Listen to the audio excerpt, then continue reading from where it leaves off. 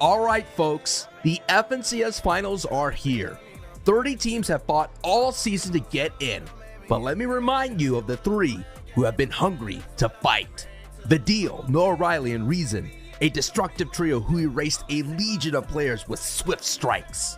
The dual Reason trying to just puncture these boxes more with shots, with a little bit of piece control, but it's not possible. Reason drops down from the right side, gets Kiko. He gets traded. I think it's a 1v2 now. No, it might just be a 1v1 Slender versus the Deal. Okay, let's see what we got. Big bouncer, big shot, 100, followed by more. The Deal is insane. Flick, Anas, Thomas HD, the most explosive trio in EU with a lethal pop-off potential. You know you could shake off an L with a big fat W, but Flick says take this L, SETI, right to the chest. Flick, Anas, and Thomas HD cannot be stopped, and they pick up Teak. Oh my goodness, this trio from a blaze from up high is now putting so much pressure on Cammy, and Cammy's deep with the heels, but he's getting big time tagged in the back. But wow, what a finish from Thomas HD, Flick, and Anas. And finally, our defending FNCS champions, 3 kings who rule with tenacity, Hen, Chapix, and Janice. And with that elimination, it will be a 2v2 all the way towards the very end. Seen it multiple times today, but this is for the lock-in. Big retake by Hen, unstoppable. And now dropping down off the eye drop with the big shot. 1, 2, 3 to the head. He's insane. Hen and Janice, alongside Chapix, have done it. The champions of Europe. That gives us our 33 trios locked in and 1 weekend to see who will be this season's champion. It's the European FNCS. Let's get it started. Welcome to the FNCS Finals. What has led us to this very moment in time?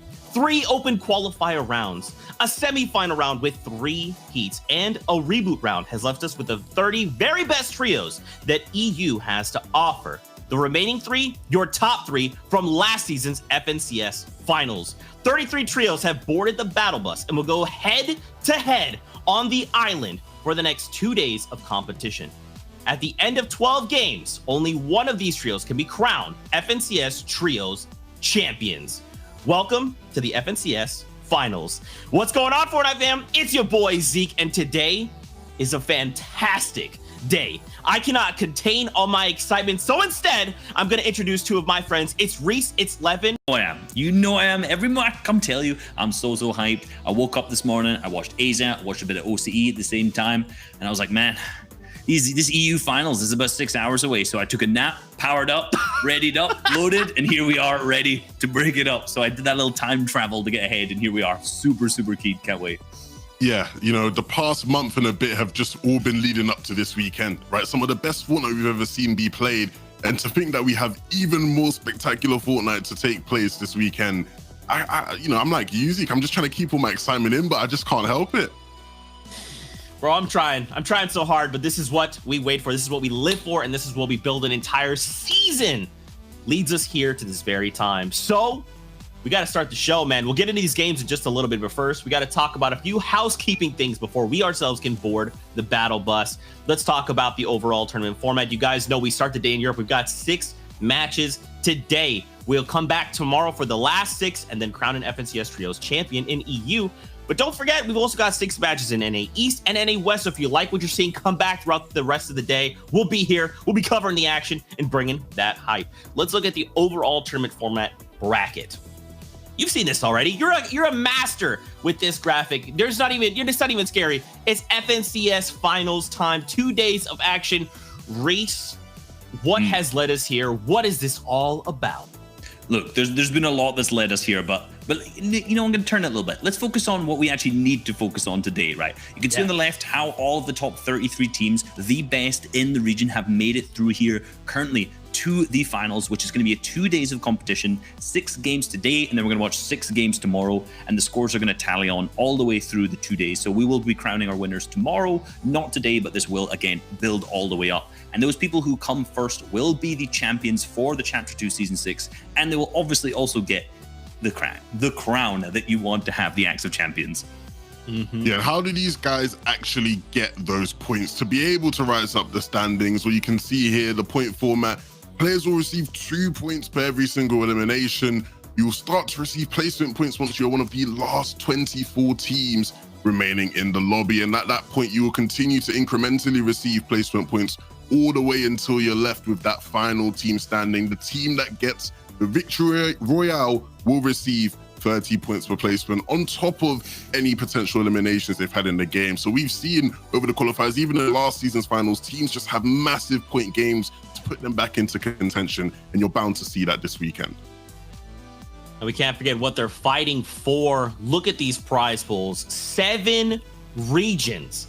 And now you're probably thinking, but Zeke, we're in Europe. Don't worry, we can take a deeper dive into this. Now, keep in mind, your #1 team, $300,000, but they will also walk away with the Axe of Champions. However, every trio will receive something for making it to the finals. You'll love to see it. So there may not be a battle at the top, but at the end of the day, there will be battle for placements, because the higher up you can place, the more money you will walk away at the end. Now, gentlemen, we got to shift gears, okay? We've saw these 7 regions, and some of them have already wrapped up their first day of competition, their first 6 games. It's Asia, it's OCE. So what I want to do is take a look at the standings. We can see kind of how their days ended and what that might look like for us. Over in Asia, 137 points. Levin, this is somewhat comfortable, I feel like.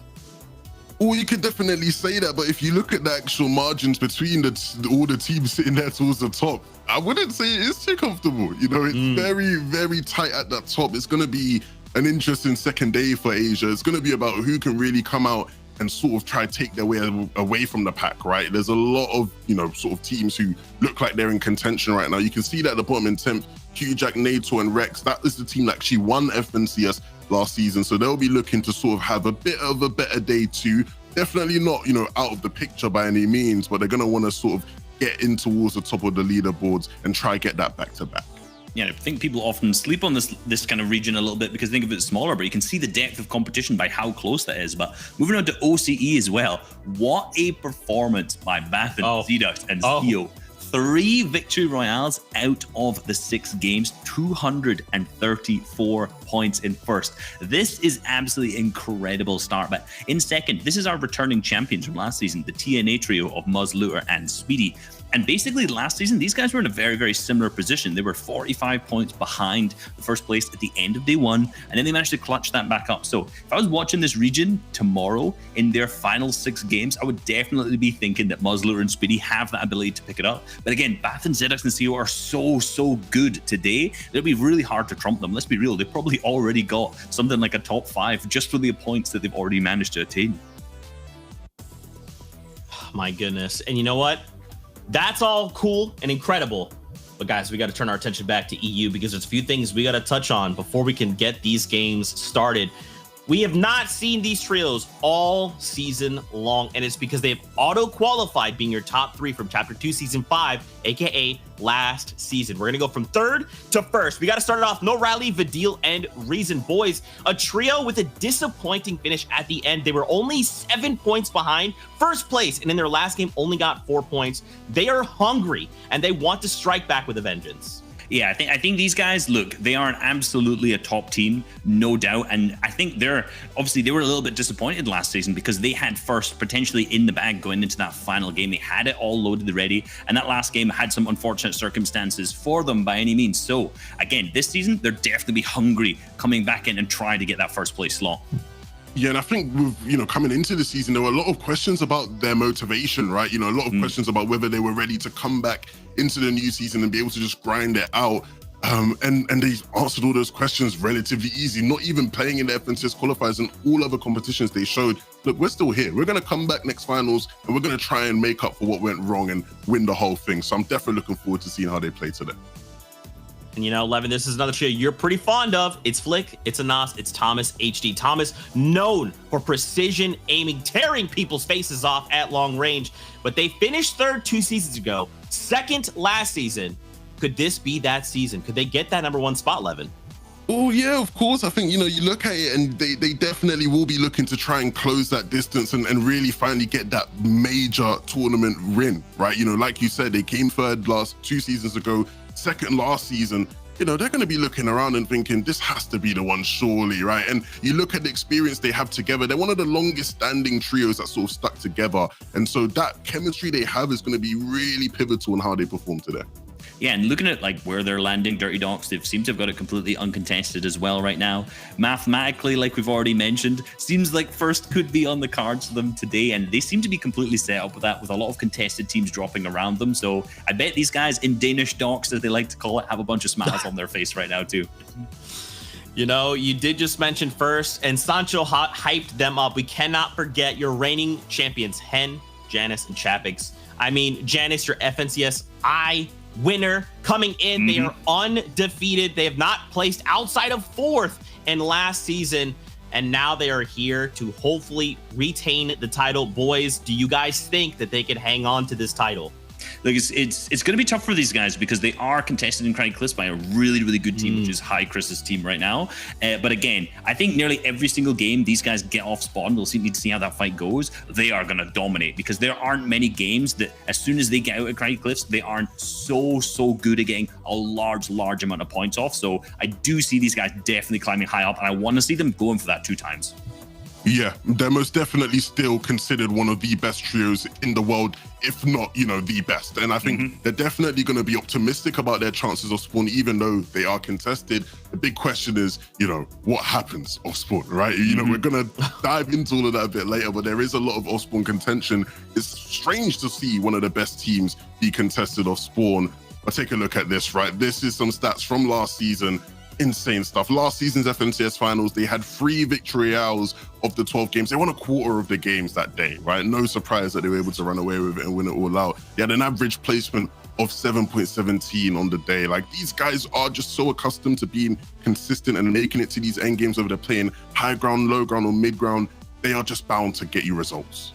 Yeah, and you know, out of the 10 games that they'd played, the results definitely came through in those kind of 12, right? 10 of them, they managed to make into the top 10. A lot of 10s, I understand, but only 2 games basically didn't manage to get into the top 10. So incredible consistency. So again, we're going to need to watch them off spawn, see if they manage to give that again. But when they do get off spawn, last season, out of the 126 minutes of game time that they had, only 9 minutes of those were without a single teammate. So huge, incredible consistency, managing not to lose even a single teammate, despite being really aggressive in that early and mid game. So these guys are definitely ones we need to be looking out for. All right, now I want to talk about their POIs. You guys did kind of hint at this a little bit. I want to see like where they're landing, because remember, this is a brand new season. We have seen some shakeups. Are they landing somewhere else? Are they being contested, and or what are their like potential paths to victory here in the FNCS finals?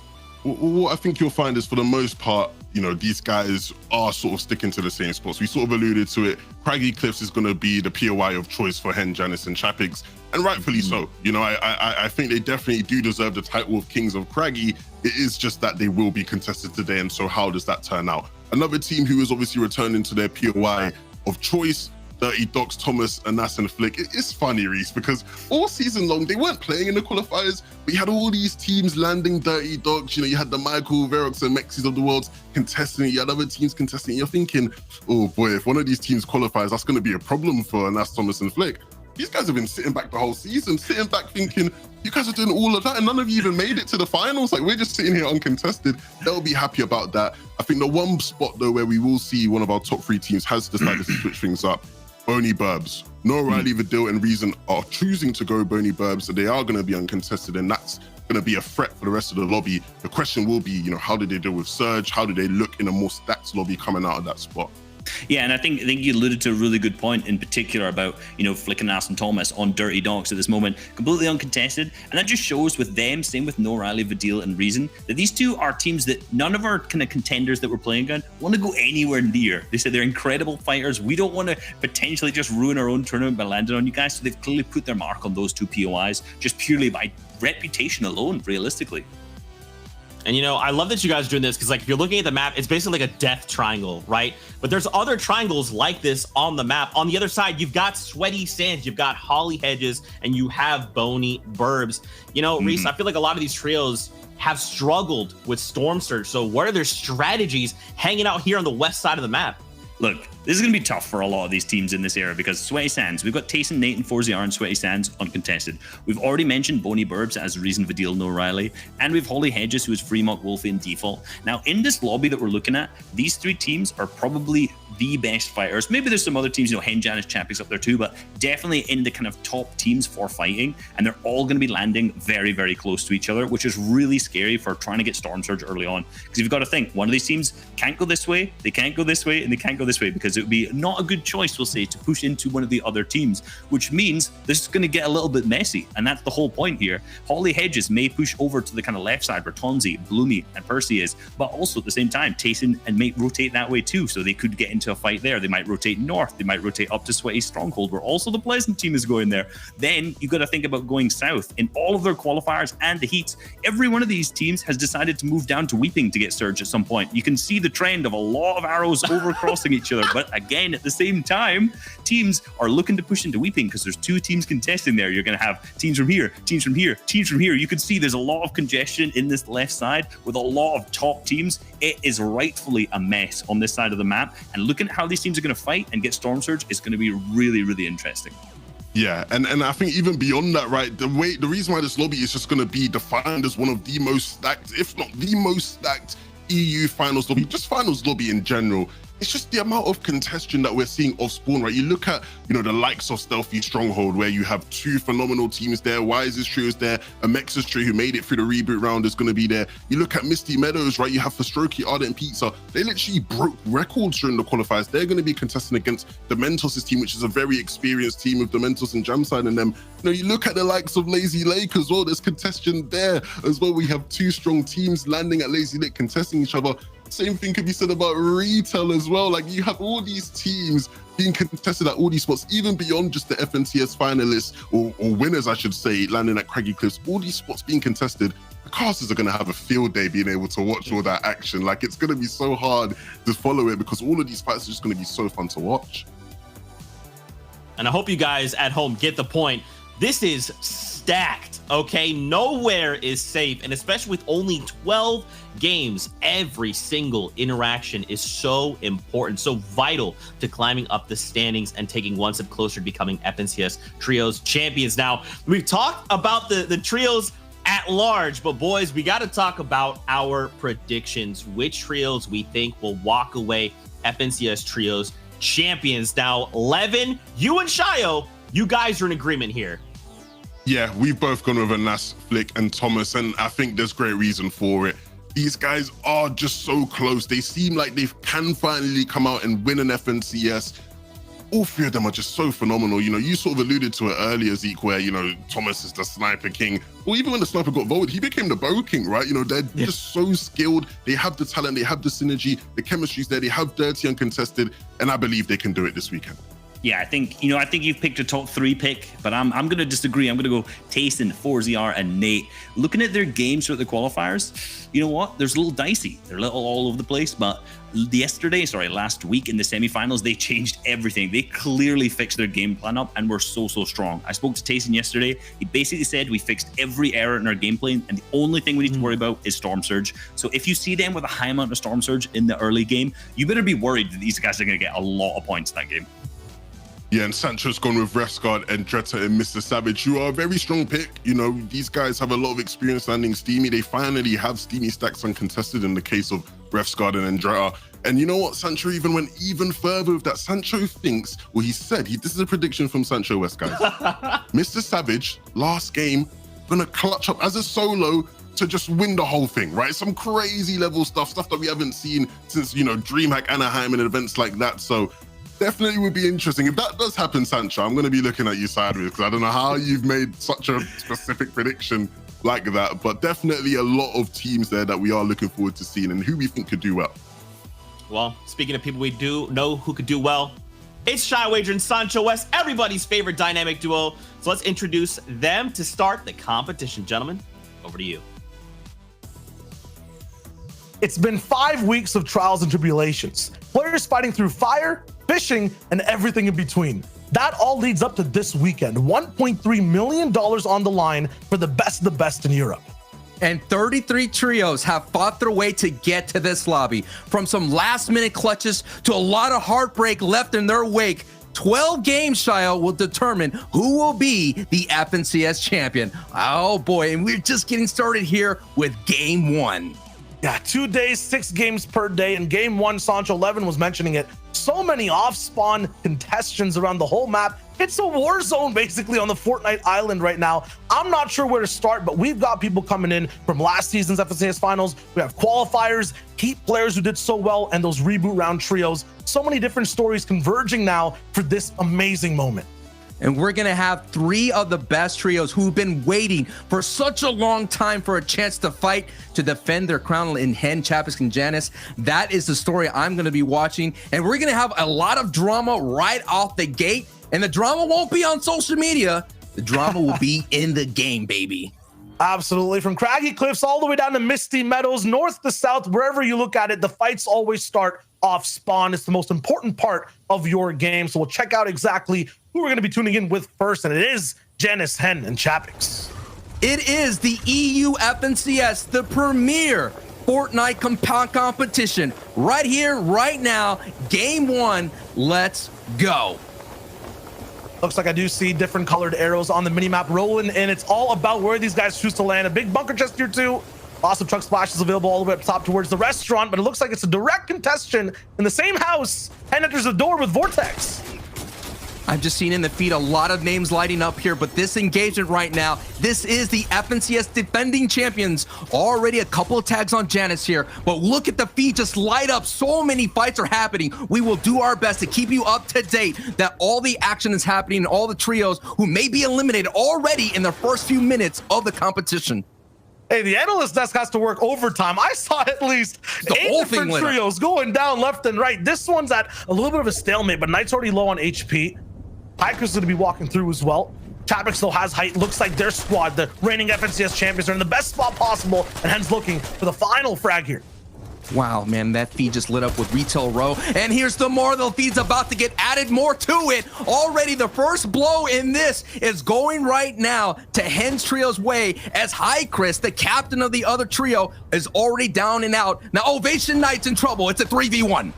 There were so many questions all throughout the day of what happens to Hen. These guys are in trouble. Everything in Craggy is basically blown to smithereens, but there's no pressure. They don't even look like they're sweating right now off that first game. These guys are still in champion form. And that emote dance has a little bit more weight and swagger to it to send a message across the way. But let me go ahead and talk about the feed that we're seeing light up. We've already saw eliminations go down in Retail Row. We actually saw some eliminations at Holly Hedges between Fremont and Kenzel. We saw it, they were going to be separated, and this is another hot spot in Lazy Lake. And Flois was trying to send beams down to start up, but Marvin there with the backup. And already Flois' trio that's been very dominant throughout the entire FNCS season in Lazy Lake. Marvin, Etsy, and Bad Sniper get the first important engagement here for Lazy Lake in the FNCS finals.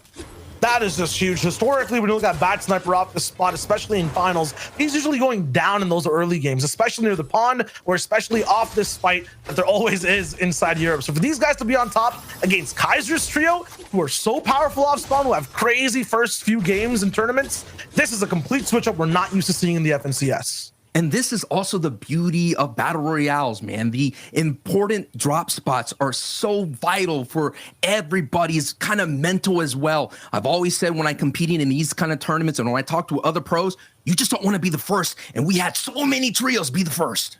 And hold up, it's not over just yet. Bat Sniper at the hot tub having a good time, but Arden and Fast Roki are there to raise the temperature. Pizza's right by as well. This will be a 3v1 essentially. SD's so far away behind. These guys just got rebooted. It looks like they're trying to loot up again. They're essentially restarting their game, but they're interrupted by Pizza, Ardit, and Fast Roki. You know this trio, Sancho. They're fast, absolutely furious, and never stop as soon as they get one tag. Look now, Bad Sniper, 150 HP down to 20. Marvin will try to help from the central building inside this POI, but it's getting self-contained now. Pizza has isolated this to just mere rooms. He's getting shots taken back at him at the same time. It's looking at it's kind of balancing out, evening out in between both teams, but there's still a numbers advantage for Ardent's team. And anytime there is a kind of a battle here in Lazy Lake, they just retreat back into the buildings here. Marvin getting tagged big time by Pizza, and Pizza with them big tags with that green tag. And now it is going to be a little standstill moment as both teams are recovering here. But you're already seeing Pizza's on the full force and attack. Etsy on the back foot trying to run away. And it could be a matter of moments between this 3v1 wrapped up and concluded. 86 conversion into those points, and that is a trio wipe. What a great third party from Pizza's trio. Yeah, it was fast. I was talking about history switching up for Bat Sniper. It looks like it's kind of staying the same. Especially they always got trouble in Lazy. It's so unfortunate to see because that's a good trio. To be fair, when you see the feed light up between Lazy Lake trios, you do your homework, you're understanding, yo, this trio's in a fight. We're seeing a couple of knocks. No doubt that trio may be in shambles. Pizza and Ardent and Fast Roki saw all that, decided to push in, and that's why they're coming on top. Look, let me tell you also as well, these are the number of trios that are already out. Kinzel's trio, Eyedrop and Wakey, gone. Night trio that we just saw, gone. Slender, Void, and Wolfies, gone. Podicized trio, gone. Kinzel, Chrissy's trio, gone. Flawless's trio, gone. All of that is happening in the first moments, and that's just completely different for the EU region. They're very passive. They usually wait till game 2 for the fireworks to pop off. And to put that in context, that's a stealthy stronghold fight that's going down. Reese and Levin were mentioning Rito Row as well in the pre-show. That fight definitely went through and was very active. Wolfie's unfortunately drawing the short stick over there. Looking at Kaiser Hellfire, that's obviously a Lazy Lake. That went through too, but we have 12 games to catch up on all the fights moment after moment. The main focus you just saw on screen are some of the top contenders coming in from uncontested spots and contested spots. Right now, it looks like Hen Janice and Chapix aren't gonna have any troubles at Craggy from how that previous fight went down. And then past that, 4ZR, Nate, Tayson, Sweaty Sands. Big questions to, will they perform, Sancho? They were making a lot of mistakes inside those qualifier weeks. I would say, yeah, they popped off in the heats. Were things fixed though, or was it a fluke? That's what we were going to see here, and that's what I love about it, man. We could do all the kind of homework and analyze every situation, but it's the players that will answer those questions with gameplay, and that's what I love about the hype. Now, we're going to look here at Tayson 4ZR. They have a big question themselves, and they already kind of hinted at it on the desk. Storm Surge would be a big question that they have to fix and answer. Yeah, that's what I was basically talking about towards the heat side. It looked like they kind of fixed it, but at the same time, looking at the drop map right now and the quality of players, it's not going to be easy to bully teams mid-game. That's essentially what Tayson, 4ZR, and Nate try to do. They go for those fights where they pick off at least one person and have about 300 damage left for Surge to move with for the rest of the game. But right now, there's not really anyone to fight. You're gonna have to play for a position a little bit. It's kind of a new skill inside their entire repertoire of things they can do mid-game. They're gonna be basing up and going for tags, playing patient. That's gonna be very smart, Sancho, because it's a southern side zone. And you know, once we see this, we're talking about Misty Meadows, we're talking about that great white mountain down below too. It's very tricky, very hard to be able to have freedom in this side of the map. Now we're taking a look at this trio. It's very interesting. Of course, headlined by that EU FNCS Squads winner champion Red Rush.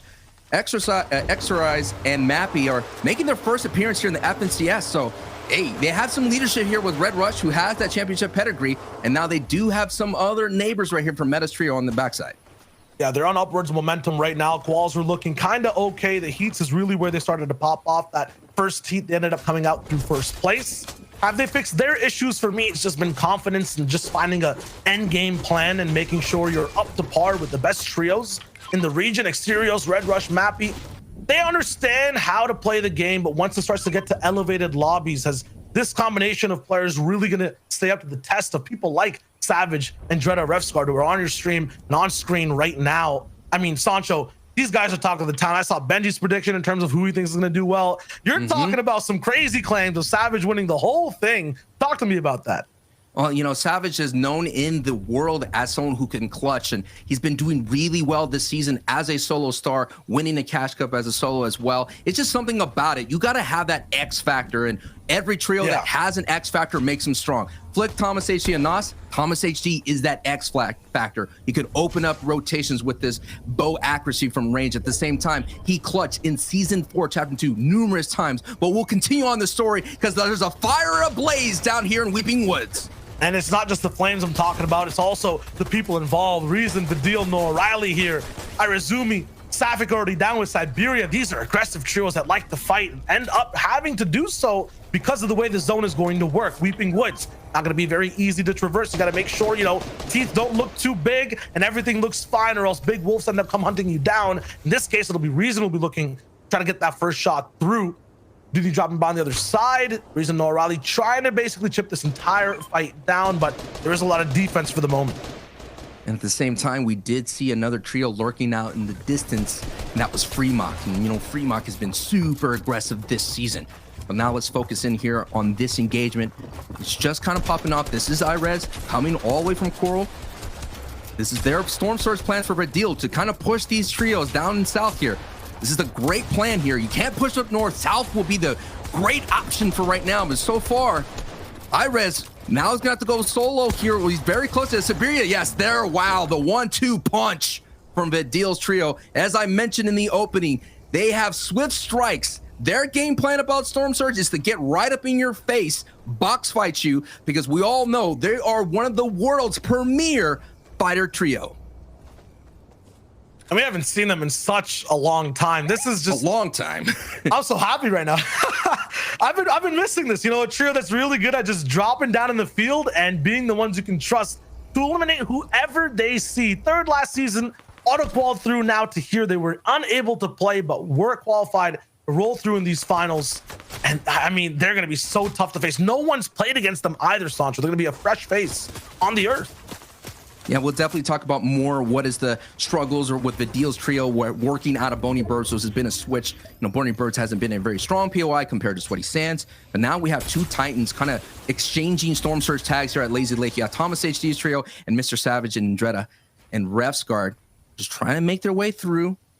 You know, if you were playing in a different type of competition, or maybe if you're in a pub and arena, you probably ramp up and you have to see this big build up, but they understand that now's not the time. But now they're getting pressure from the outside here from Refsguard. So that's coming from the caddy corner area. Refsguard and Dreda Savage here are now going to be premier Storm Surge opportunities for these other trios looking around.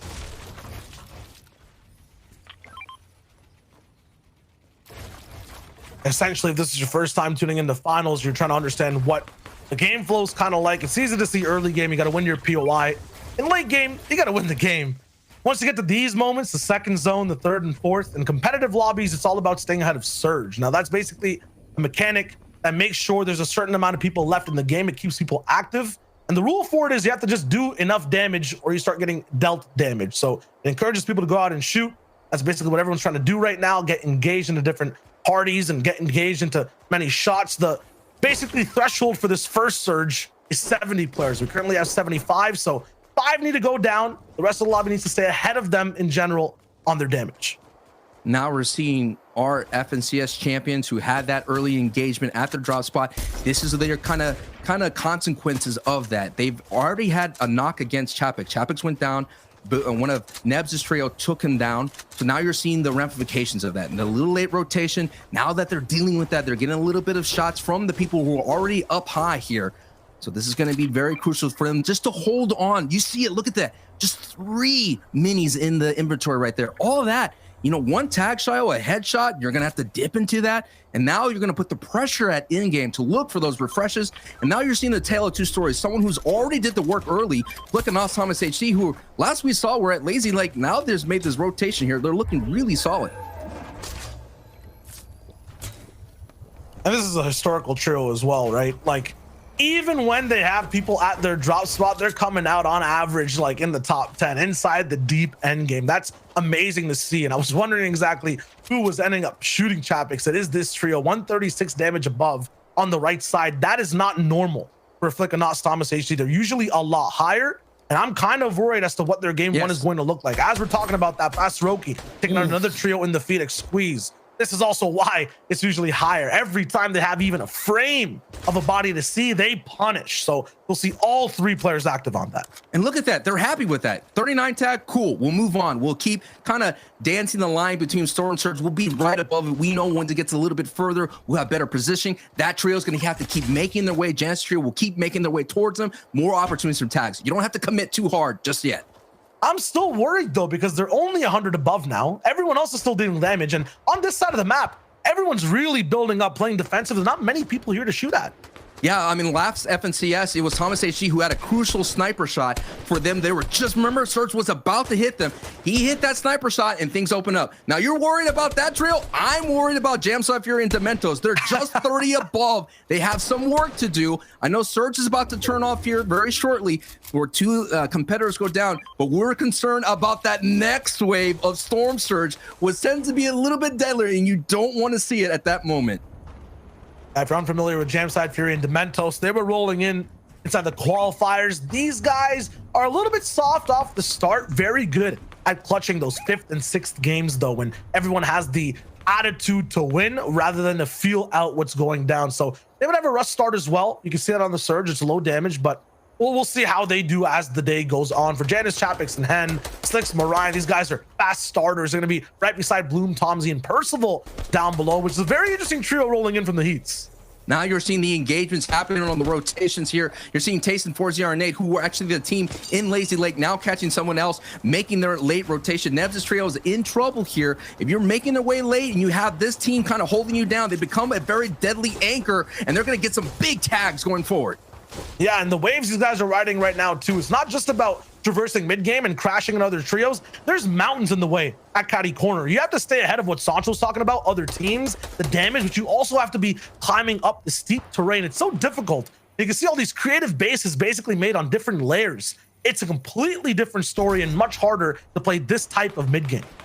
Very aggressive rotation in from the dead side. They're coming all the way from the west coast, and they basically went all the way up north, making their way down. And already you're seeing so many of the intelligent trios of the high IQ making the same rotation. Blaster actually got a tag on Gray right there, and the elimination there from a distance here. We're seeing the value of the newly added, the infantry rifle just added into the season about mid FNCS, and a lot of trios have been picking up. Blaster, Nakeup, and Alpha were able to get in through the qualifying stage, so this is the first time we've seen them in a very long time in a set lobby. And it's, you know, this is one of these teams, they're one, they can stay in the middle of the pack, they can have that pop-off game and get to the championship stage in those top 3 situations.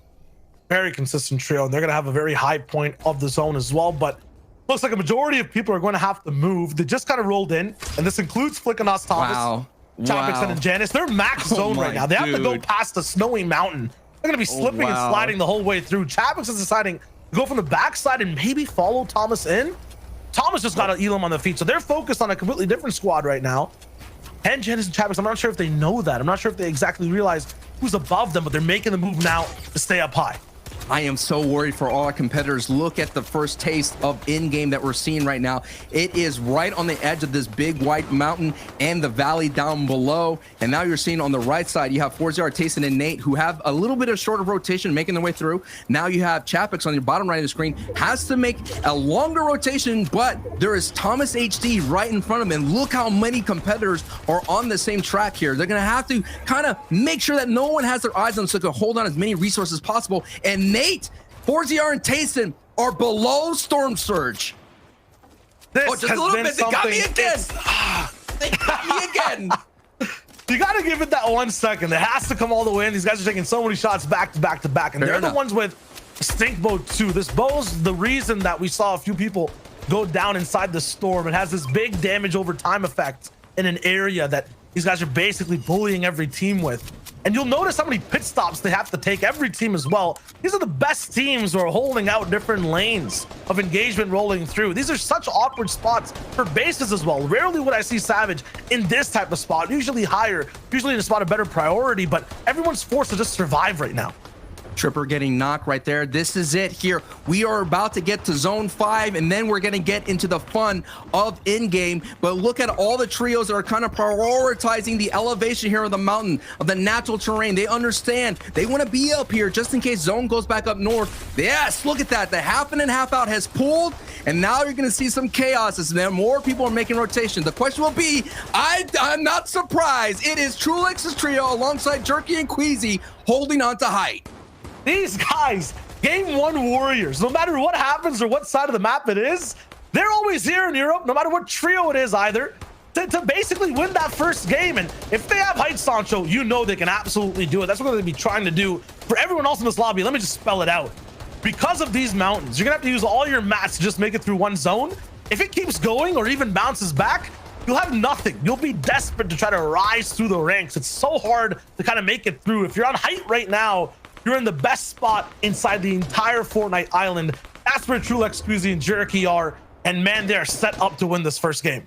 Let me add a little bit more flavor for all those EU teams that are excelling at mid ground. They're really great low ground. All that will be eliminated or kind of just a little tougher to do considering all these little elevations, these little bumps here and there. They're just going to kind of just take away that option for them. A lot of teams are going to start playing for height. Yeah, those guys are game 1 champions up top, but we have a literal FNCS champs right in front of you right now with Hen, Janice, and Chapix, always looking for consistent games no matter the zone. So expect them to stay here as well. Man, I'm just looking at the caliber of this lobby too. You got Reason of a deal on second height, looking to possibly even take it. If Queasy and Jerky make a mistake, you got a Nos right below as well, shadowing the high ground trio at ultimate low. Blaster still taking shots. Janice finds one onto Nikoff though down there, who's in trouble. Putrix at the backside, still trying to look for ways in. This is going to be one of the craziest end games we've ever seen. Tayson is still finding a few too, so nothing for Storm Surge to worry about on that trio either. Here goes the full spray from Chapis' side, looking for some type of advantage on a Toos. Reaction to Stormy, they hold out, lots of damage though. The stakes are going to be rolling in. They have to get out of this situation, but there's nowhere to move. These guys are mid-air in the sky, Sancho. There's nothing to grab onto. And Zone has definitely pulled their way, but it just shows you how congested this is as Scram goes down in defeat to Fast Roki. It's so congested. There's about 4 to 5, 6 trios here. So many bodies going through. And that's exactly what Genesis is trying to do. They're trying to make room inside that congestion. They really want to make sure they're not interrupted on this layer. You have to watch out for Noah Riley's trio. You kind of pointed out they are second from height. If any mistakes happens from Queasy's trio, they will take it. We can talk all that we want about endgame. Pizza, Ardent, and Fast Roki have been the talk of the town in game 1 so far. 6 eliminations, 1,000 damage above Surge, almost 2K rolling into this endgame, and they have such a good mid-ground layer. Sun Jules on the right side, they're still rolling in. Queasy all the way up top, the Reason's fighting him up for height. This is getting crazy. They're going straight forward as the zone starts. Trulex has to heal. Reason's looking for it. Queasy's been sniped down. He has to drop all the way below Jerk. He's not even alive for the moment. Hen's finding more elims in the feed though, as Wolfie is looking for his big pop-off moments too. They're under Surge. Queasy's in trouble. This looks absolutely disastrous. You can't break past metal walls. It's up to Trulex to try to clutch the placement.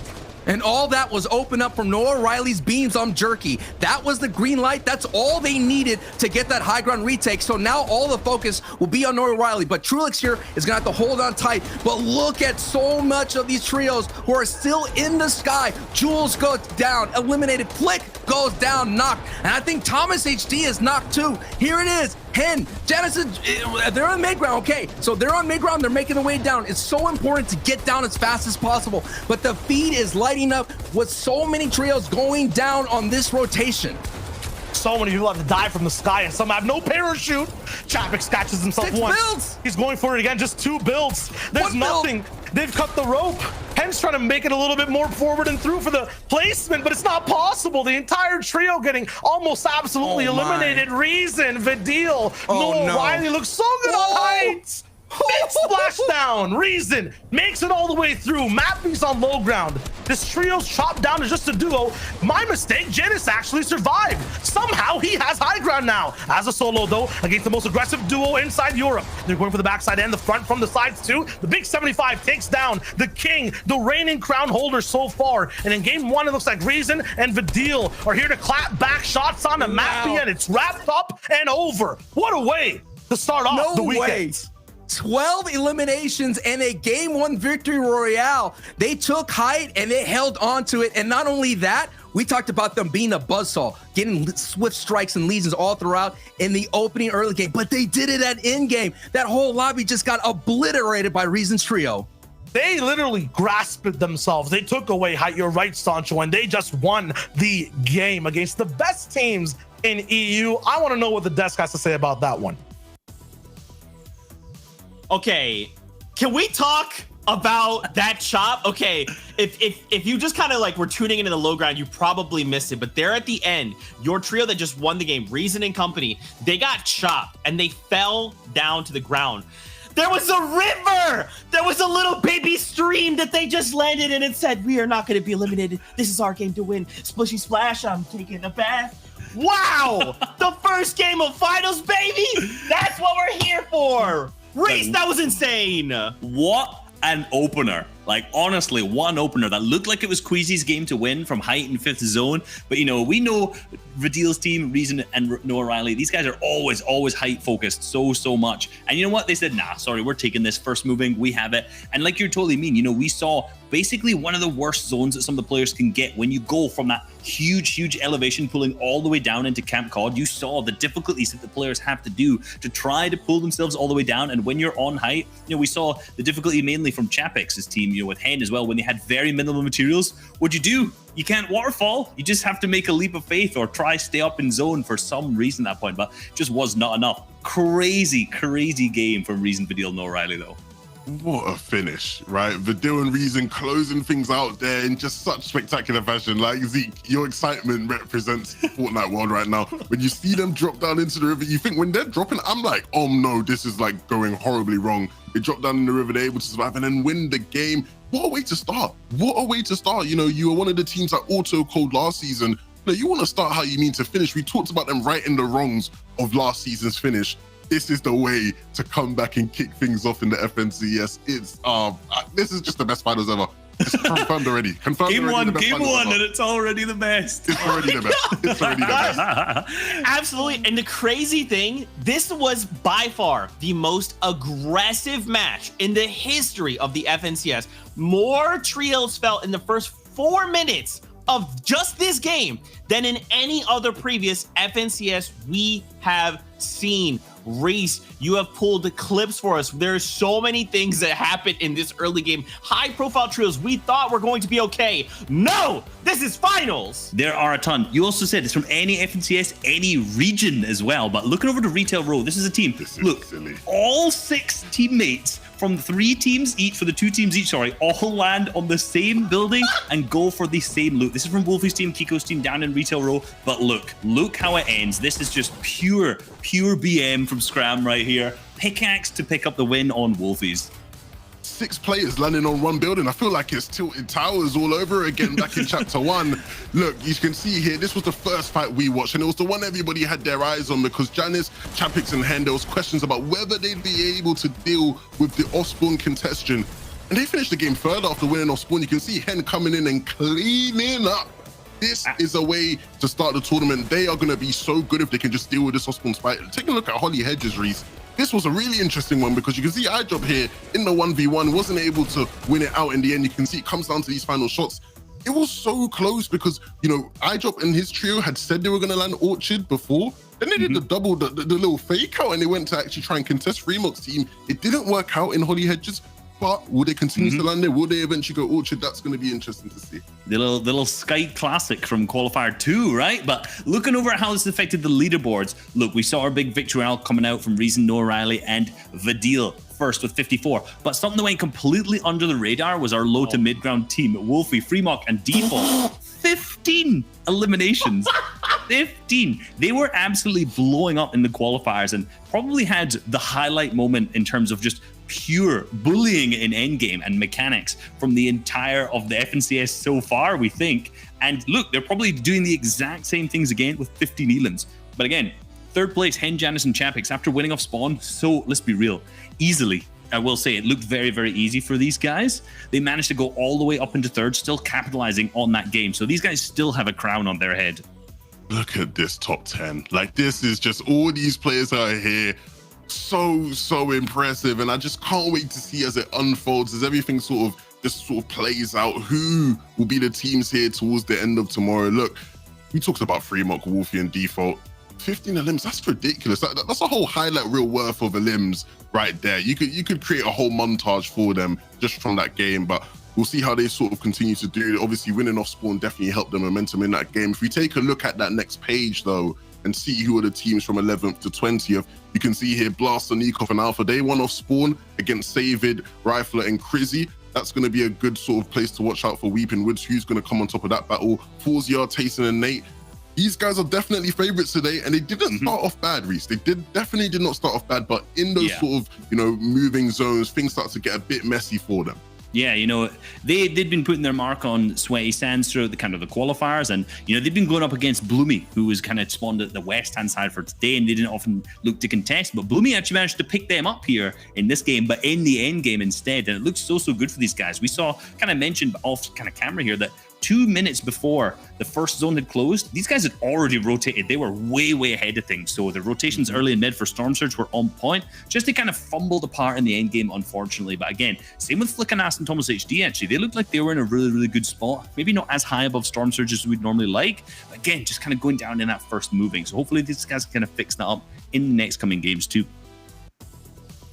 Absolutely wild that your top 3 from last season, trios we have not seen all season, 2 of them are in your top 3 once again after just game 1. But don't forget, this is a long marathon, okay? We have 12 total games. This was just game number 1, and that was as hype as it can be. We're gonna see hopefully 5 more games just today, just like that.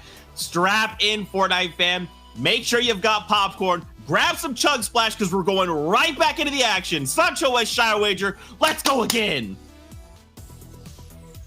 Sancho, Zeke's talking about grabbing popcorn. I'm gonna need you to grab me because I'm not sure if I'm gonna be able to handle 5 more games today of this and 6 more tomorrow. If we get another hot start, I don't know how much my voice can take because the action is just insane already from the get-go, and we're only in game 2. Yeah, this is just absolutely crazy. We're talking about some of the highest elims we've seen in combined top 3. We're talking about that zone as well, where people are just forced to make it or break it. A river saves the deal, and then we have to bring it all the way back to off-spawn fights. 2 teams, 6 players landing on one house, and they're running it back. Oh my, this is what we saw. It's a pickaxe battle here for the yellow house, and the bunker chest is not even here. All the investment is going to go down to whatever the scramble they could find. Floraloot as Mappy gets a knock on Wolfies, but we're seeing the strategy here from Retail Row, and it is Oogle. This is too much, and all in, but like neither team has any chips. Kiko's looking for the top spot right now. Primal AR in hand. It's fun off spawn, fun close range, but he's nowhere near his teammates. It's such a interesting fight. I'm thinking that they're betting that, you know what, we have 12 games to work with. We could afford to kind of doing these kind of intense, these kind of out of the box type of strategies, and now we're having to disengage, and wow, already we're seeing some huge waves happening in Retail Row. Wolfies is one who went down. Future's going to be on the chase. Slender and Void just trying to survive. No builds, walking on fire. This man feels no pain. And Void's kind of driven all the way away. I think he just saw that heal animation too. They found Slender. You're talking about 12 games you can afford to have this type of change back and forth. There's teams who are not going to have, this roughness. These guys will be falling behind, going for the strategy every game. And so far, it is Putrix Trio that has the upper advantage, already winning game 1. Now they have an opportunity to win game 2's engagement here on Retail Row. You have a Raptor out in the midst here, creating some more chaos to the recipe. Why not add a little spice to this engagement?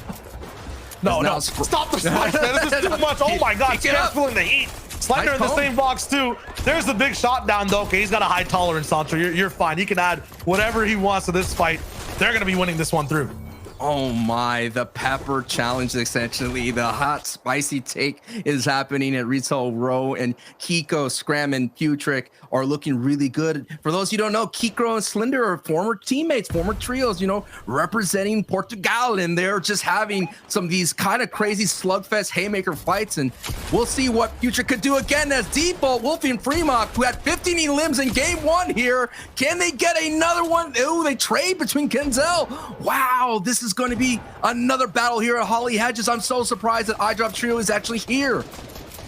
Lots of trades coming through on both sides, but who has the value? Wolfie pushing up top. iDrop, the 6th sense behind his head. This man has 4 eyes that all know exactly who's coming and where to shoot. My God, I don't even think he heard him. He just felt something coming up top, and Fremock's also being dropped down by Wakey. This time it'll be iDrop's Trio rolling through. Kinzel wasn't even taken out in this instance. Not even Holly has these types of fights over and over. Sancho, and looks like they're both committing. Just to give you a taste what was happening on social media, so as soon as the lobby was set, all of a sudden you had Fremok said these are Fremok hedges. And Kenzel, iDrop, Wakey, all right, you know what? We don't want any business with this. We're going to go ahead and change our drop. They thought about going to Camp Cod. Then they said, no, that's not a really great drop for themselves. So they went all the way up to the Orchard Split where Tripper's Trio is. And all of a sudden we were wondering where we're going to go. And they decided to contest Holly Hedges. And right now it's 1-1. Let's see what Kenzel, iDrop, and Wakey can do, as this is their first taste essentially of early game. Yeah, for these guys, just to talk about their story, they're finally looking fear right in its face and saying they can do it. Last season, yes, they went for that passive spot. They landed Coral Castle overall, and they just had unfortunate circumstances with the zone and with Surge. This time they're going for a better spot. Yes, they have a dangerous trio to fight, but man, they're looking good so far in at least half their games. Let's see where that goes through. Talk about improvement season after season. This is just game after game. Icarus, Vortex, and Knight must have switched something up. Not everyone landed at the same spot. I think they might have tripled up on one house because it looks like Janice and Chapix have too much control of this POI. And we saw fights kind of wrap up quickly, and now we're seeing a stalemate, and this is not what you want to see if you're Craig Eclipse. So you're already seeing the team that's landing at Pristine Point already making their rotation, looking for their Storm Surge tags. So, hey, a fight could kind of break out between those two. That team on the cliffs, they don't want really any business. They're just going to get their tags and move on. Yeah. But if they get tags on Chapix here, who is on the high point, that could open up an engagement between Vortex's here, and they can make their way up and they could take out Chapix. So still very dangerous for all those teams that are looking. That's Hottie, Elocrats, and Tripper. Yeah, there's the tags. There's the tags. Okay, luckily enough, he still has 3 shields, so that shield breakdown didn't come through. Hycris won't know exactly what went down, but watching him run away, I'm pretty sure they heard the first shot at least. So there it is. The 2 minis are there. They're looking good.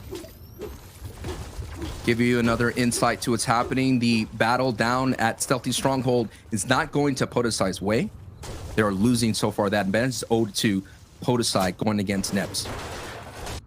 So lots of switch ups. One thing is the same though. Lazy Lake fight. Kind of intense for the moment. I think Kaiser just got another knock on the ST. It's going back and forth. We look at our game 1 absolute dominators, getting a little bit of insight of how they work around the map.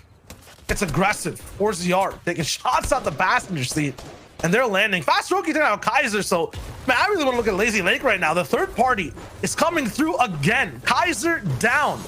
It's a repeat from the first game. Might not be the same zone. Pizza claps back on a Hellfire. Okay, so that trio almost fully taken out. I believe it's just all left down to one member from Kaiser's trio. Maybe Flows to try to clutch it out, but yeah, for these guys, I mean, their last game was so excellent. These fights, you're seeing the stat fly in 212 appearances accumulatively from all the players of final appearances here for the FNCS. So that's what we're talking about. A lot of teams have players that have that experience in the FNCS, and they're going to know how to deal with those nerves. I remember we're seeing that even Reason himself tweeted out, how do I deal with nerves? I get so nervous in these stressful situations. So even Reason, one of the world's best fighters, have nerves knocking at their doorstep. Maybe those nerves even help them play even better, right? Overall. And you look at the outside influence, check out the inside influences inside the game that you can also help your entire trio do so much better, so much well as well when you're playing throughout. Hen, Janice, Chapix, kind of different from that first game. They were forced to be able to move quickly around the map. We saw them all the way towards the south side with the Nos, Thomas, and Flick. This time, because they didn't get to finish out the fight, they got a few tags, and now they can go and fish. They have a favorable zone as well. They have a lot of good loot to play out this end game, especially for heal game as well towards the very end. It'll be very, very different in terms of a total plan coming in from our champion trio. They have to be careful from Nebs' trio. They are sitting on that North Guardian Tower. That is normally where they rotate to for Storm Surge tags. And you already saw a couple of bullets going their way. And this is the benefit of having Craigie Cliffs, because you have this secondary drop spot here, this landmark of Flopper Island, as the community likes to call. A lot of fishing spots for them to replenish them and get what they need for in game. And that is what happens when they disengage from High Crest. They're like, okay, look, at least we could kind of retreat back into Flopper Island, kind of replenish all of our heals, not necessarily their builds. They're gonna have to find some more builds along the way. But again, with Nebs' trio being a kind of a guardian on their tower, they're gonna have to watch out and make sure they don't dip into those valuable heals that they're finding here in these fishing spots. You got first and third place right now on your screen. Second place Fremont from the last game, obviously eliminated off spawn inside Holly Hedges. Up to these guys to be head-to-head to see who can win. A very aggressive trio on the bottom right side, paired with the Consistency Kings, who like winning games too on the top right. On the bottom right of your screen, you may be wondering why Noah Riley here is in Pleasant Park. This is where they go for their secondary POI to go visit Jonesy to get those upgrades. They go to Barney Burbs to do all they can to loot. Then they move up north to Pleasant Park to get those upgrades, because my question for them, Chayo, was how are they going to handle not having the power weapons that Barney Burbs really doesn't traditionally have? They said, we're going to find it in Pleasant Park. During the qualifiers and heats, I believe this trio was kind of exploring, like, we don't know, the strategy wasn't quite working. But because the zone pulled north, they decided to go into this play in their playbook. But if any zones go south, brother, this play right here won't be that option, because when they try it, when zones pull south, they get in trouble because of their late rotations. They get tagged, and they can't have that freedom box fighting style that they've been doing beautifully here today. It's not even the freedom box fighting, it's just a confidence. Yeah, Sancho, what would you do with a green AR and a purple pump if you had to choose an upgrade? What would I upgrade? I would upgrade. You know what? I would upgrade the purple pump to gold. Oh, come on. The normal guy will go for the AR, right? Like, you want to make sure both are even on both sides. Reason's just like, forget it. I'm going, just like you, for the gold pump. Like, absolute insane confidence. You saw it in that first game, True. He jumped up on Trulex as well. Like, insanity. Well, listen here. I mean, great minds think alike. I may not have mechanical skill, but, you know, at least I got a gold pump. Mini reason on our hands here on the broadcast. So we'll see exactly if his pumps land just like the calls. Absolutely magnificent right now. Rifla also in a situation with Savid and Crizzy. David's actually 1 HP. They've got the clutch res, or the clutch revive at least. Heal. It doesn't come through, unfortunately. Pressure on the walls. Rifle has a flank though onto Meta. Skyzoo, underdogs coming in this competition against reboot round winners. And both these type of backside storyline clutch trios are gonna go head to head here at Colossal Crops. Rifle the short end of the stick, but to talk about Meta, Skyzoo, and Expert, I've been looking at all the tier lists, the predictions for teams. They're near the bottom, Sancho, in terms of like expectations coming in. They have the world to prove, to say that, yeah, we can hang out with the top as well. They're winning fights already. That first game is also looking, you know, it was a tough zone entirely, but they're making it off the spawn. They're looking entirely good as well. So they'll have a lot to prove over the 12 games you're going to be seeing over 2 days. And that's really, you know, that's the whole thing. You don't really have to be in the top at the beginning of day one, at the end of day one, essentially. We saw in previous FNCS trios, we had Thomas HD on the top, didn't make that finals finish. We also saw Seti, Kemi, and Teak be #1 after their day one. So you just want to be feeling good, and you want to be within striking distance of that top 5. And right now, we still saw Andretta's trio within the striking distance right now going into this match in the 7th here. Now, we have to definitely keep an eye on what the eyedrop Waking Kinzel do. When you survive your drop spot that you know you're going to be in it for the long haul, when you survive, you better get your points, because this may be one of those few chances that you can get as much points as possible, because if not, Fremont may be able to walk away and win that early drop spot there on Holly Hedges. Yeah, I like that setup you have of like kind of, you know, emotions and being allowed to play a game versus just absolutely striking wildly and blindly like Reason are. And you're definitely right. For the trio rolling in, Kinzel, Wakey, and eyedrop, like, this is definitely one of those emotional type games where pressure is on the line. You'll have to put up a few points. They're free, basically. It was a very fast fight off spawn. They essentially have 3 free elims to work with. But what are they going to do with that against other trios who don't have those emotions, aren't as nervous? Andretta, Refsguard, and Savage are in that non-nervous position, coming in from the top right side of the map. Steamy Stacks. I mean, this, first of all, is such a prestigious trio in terms of name. Refsguard, Andretta, you know, people who've played together in the past a lot. Savage going thrown into the mix, replacing Scram, I believe, from previous seasons. Yes. And they have one of the best POIs in terms of Europe historically, all to themselves. You would think it would be just like an Amplify Matzo situation where they added Benji. It's the same thing. When you add Savage to that duo group, they do really well. Now we have a battle here between Jam's side here and Joku's trio. So far, one is straight out. Andon all by himself here. He's going to have to hold on. Actually, he does have Jetsku alongside here. It's going to be a matter of moments here as Dementos, he does pick him up. Nice. It's going to be a nice, valuable siphon right there. Health is going to be a little bit more replenished. This is still a storm fight. Luckily, no other trios are looking through. Unfortunately, though, this is like dropping a glass on the floor and it shatters. You try to put it back together, you're still going to see the cracks. One teammate down, They're inside zone. There's no way to fully fix this game. It'll look like they're going to be able to play it out as a duo. They're going to be on the backside of circles 24/7. They're going to be having to medkit over and over again. And right now, we're talking about free flow. Reason down, but there's still more gold pumps to go around. A trade with Hen down below as well from Noah Riley. And yeah, Janice is absolutely wrapped up. Floki's in the mix too.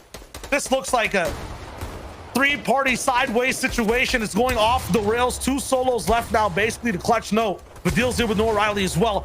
He's getting crazy. Floki jumps up from the top side. Floki, Deceptos, Clement, these guys rolling in. They are the interrupting trio. Every time you feel safe in the mid game, you're taking a fight, they can roll in. We didn't see it in game 1, but look at it. They come through in game 2, they get a pick, and they back off. I believe that's Hen's trio is gone, out, buzzsaw by Noah Riley. They met it in game in game 1, and now they meet in mid game, and Noah Riley and the deal stand up on top tall. Look at the number of eliminations that Noah Riley has for.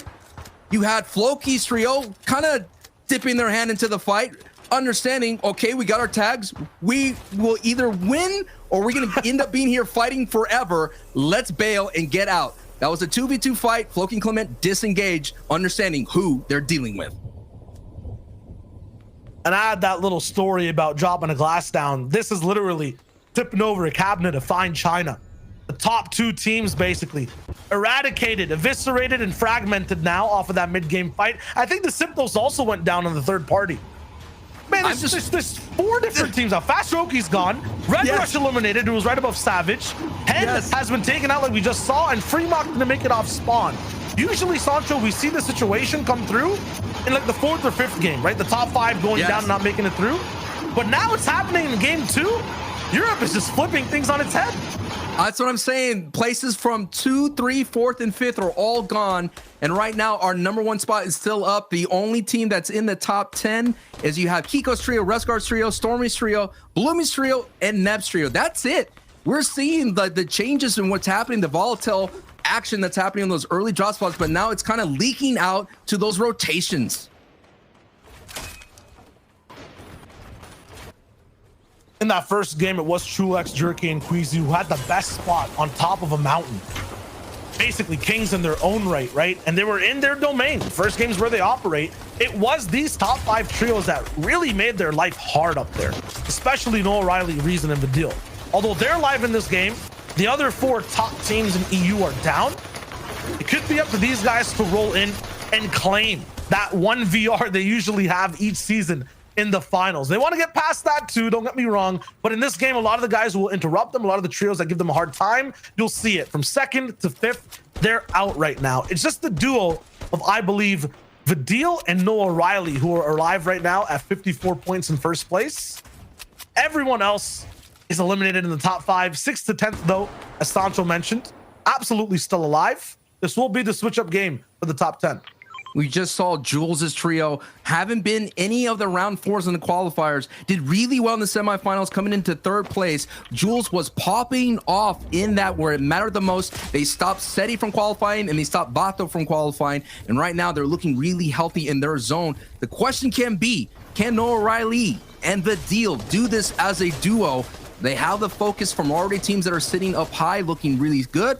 Now they're dipping into their soft mats to kind of conserve as many hard mats as possible. If there's any kind of duo, Shio, this duo right here could still be lethal at in-game. Yeah, but think about it, man. Look at the stat on screen. Reason is the leader in terms of elims. This guy has that star power. We saw him upgrade a gold pump or a purple pump into gold, right? Like, it's tough when you have your top man not alive. And then you talk about playing as a duo, right? These guys have a 1/3 less of the loot, a 1/3 less of the mats. Look at Noah Riley's mat count right now. He's in trouble. All right, we'll see. I mean, we've seen like in the NBA, when you have the big 3, still the other 2 are just as dangerous. So Noah Riley and Vidil can be able to cause some noise here, but you nailed it right there. They just have a lot of eyes on them.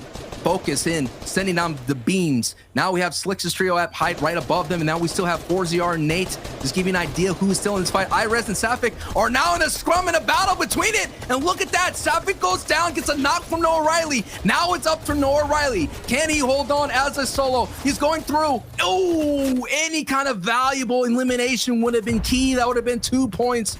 And Irez and Siberia lose their teammate in Safik in that scrum. Sometimes the big three sometimes gets denied and gets blocked. And they did right there. Sometimes you get reverse sweeped. Unfortunately for the top 5 inside EU, they will not be seeing game number 2 the whole way through. Stompy, Shadow, and Joe, I don't even ever see these guys in trouble, at least at this point in the game, maybe after Max Zone hits, but man, even for Shakeoff's DKS, these guys are gonna be rolling in, Max Zone, the whole lobby can see you, just like we saw Noah Riley and Vidil go down. They might succumb to the same fate. Stompy's gonna try to roll in by himself. Meanwhile, on greener pastures, think about the zone, or let's talk about the zone for a sec as well, where Savage, Revsguard, and Dreda are. It's complete low ground, a field that has no crops, no trees, because everyone's making sure to be efficient and farm them. I mean, it's open season for anyone to be able to just create bases and control the flow of the game. Savage is just looking around to see if anyone's late rotating through so he could get some easy tags on there, but they have so much real estate on the down low and up high. We got to take a look at who was at height there for a moment, Shio. Who was standing high? That was Queasy, Trulex, and Jerky. Round no 2 surprise. for him. Round 2. I'm wondering if I even have to ask anymore for the rest of the finals. They're always somehow there, no matter the zone. Last time it was mountains, and you know, this time it's all the way towards the mid-map fields, and Dreda gets a big shot on the Stompy. He gets one of those stragglers rolling in, but 38 people to roll in here. Queasy all the way on height. Will they get usurped again? Let's go ahead and focus in here on the low ground in the mud that you see Nate, Orziar, and Tayson. We all know that Savage is there on the low ground as well. Trulix is on high. That is the stakes right here. Thomas HD and that trio is sitting second from height. So they are still fully strong as a trio, looking really good in the map department as well. They're going to be able to survive a lot of rotations. Right now, they pull. Look at that. They already have it already set up. That's how great this trio is, especially a Nos as a tarper who's to be able to get them in the perfect position. Every trio right now, you can hear it. No shots. Those are the first 5 that just rattled out. Everyone's thinking about where to go and slowly creeping forward before this zone starts to move. It's finally active. I think I see a high ground retake coming in as well. This is very good for mid-ground trios for the moment. Like Flick, Anas, Thomas HD. They're roasting towards the right. Make sure to have a lot of room. You don't want anyone invading your tarp. Trulex overbuilds, though, to make sure that retake does not come through. Jerky all the way on the back side. They're going to be in the middle portion of zone and are looking really good. Everyone, though, is on the same layers looking to go for the first central position to be able to retake height. Right now, I would say Indreda right now is looking really good. Is in front of the zone, right? But doesn't have the elevation that Tayson's trio does have. They have 757 looking really good about Storm Surge. But take a look. This little valley mountain right here is going to give Queasy's trio some prime opportunity to get some easy elims. But now Nas and Thomas AC are going to have to do this as a duo. And they're 227 below. And 7 people have to go down. So right now, more than ever, they're going to be very aggressive, looking for just a chance to be able to get some tags here and survive. Looks like they lost a foot in the race. 228 damage below Surge as well, and it feels like everyone's running track too. So it's going one north. Shoot down. They go into a box. Nice. Big trade. Thomas HD 1 HP, but he makes it through. Beams from up top, and now it's all up to Anas. Down on Surge. 25 damage will be raining through, but he's trying to get all the way through all these builds. Moves forward. Only just metal builds so far that he's working with, but he has so many mats because he got through all those eliminated bodies. It'll be a solo clutch for Anas. We've seen it before happen. Can it be possible again? Toos is getting big elims to the feed. Jerky operating off height too. He's picking up Shaykaz and many trios back to back and left and right. Anas above. Sana and Jules, a very dangerous mid-ground trio. It's like going above sharks inside water. You can't dip your feet in. Gotta make sure you're building really well. Trulix and Queasy though, Sancho, all the way on height. They're glorious in position, but I only see the duo. I'm not sure where the entire trio is. Still, they have the position on height. Another big shark in the fight is on the low ground, is Indreda's trio. They have an opportunity to go ahead and take this away, considering that Trulix and Queasy are now a duo. It's going to be a little bit harder to hold. It does go back just a hair, avoiding that valley, so that's going to be a strong opportunity for the low ground to overtake height soon. With no mountains and no sea, it's just all about builds, builds, and builds. And it looks like high ground might be running out of them for now. It's only just 2 people operating as well. Yes, just 14 in Trulex's inventory. 9 trios still alive, 19 players to go through. Trulex has to be very careful on how many mats he uses. Down to 3, 2, 1, and almost 0. Needs a refresh here. Has the harpoon. He can grab back. Scram, DKS, and Refsguard all get eliminations. Expert about to go down in the feed. Trulex is trying to get some desperate shots as well, but he's down on low ground now, and height has run out of mats. Yeah, now height is free for anyone, and now finally Anas gets picked up. But Savage, Refsguard, and Dreda, look at the number of eliminations that they have. 9 elims and looking strong and healthy, and so much space control. Everything is going to be easy from them. All they have to do is keep their head on a swivel and watch as the zone is going to slowly creep forward here. But this is going to be Savage, Refsguard, and Dreda's day right here, right now, to net a victory royale. The Battle of Bills, it's low ground who are the Carpenters. They get all the shipments of mats over and over again from height. Stormy right also could be a body rolling into the next package, but it's not going to be the situation right now. Savage taking out Anas. They're taking out 9. You're correct, Sancho, as they're moving through. Scramdo is popping off and takes out Stormy. Look at the half wall edits that you're seeing. They're trying to set up anybody that's in shambles. They're looking up top to trip anybody, and Kiriachi almost trips down to their level. But we cannot forget of Ziku's trio, Sun and Jules. They've been very dominant in their heat, and they are getting hot at the right time here. And it's going to happen in the FNCS finals. If they can put it all together and get a victory royale, that's going to be a big statement for new blood to take out the old guard. Down to 4 teams, and Dreda picks up another. What a clutch run. He's picking up every solo player. Kiriachi down. 3 different teams left. Savage is a full trio right now with Refsguard and Dreda. They're on low. They have very healthy builds too. I think we know that Queasy is all the way on height and takes down Zeku. Both other teams engage Queasy with a 2 pickup. Queasy almost with 3, and Dreda going down. Queasy picks up the full elim on Zeku. Savage gets the off-fuel down as well. Queasy looking on the backside. Savage is there. Solo, 1v1 situation. Queasy finds him, beaming through the box. Can't find the shot, and it's down to the final tick with position and just great gameplay the whole way through. Savage picks that one up. 11 elims end of victory royale. It's normally cabbages in Savage's inventory, but we were talking about corn. You want some corn? Savage got the corn and netted the victory royale for his trio. Absolutely. And what a calm, different approach to the end game inside Europe this time. The top team's down, no valleys or mountains in the way. It was just low ground. And when it's low ground, you can't forget about Savage. Oh, no, you cannot forget about the trio. They were so dominant, but you cannot forget about all that action that unfolded once again in early game. We're going to need the boys to break that on down. Let's kick it to the desk.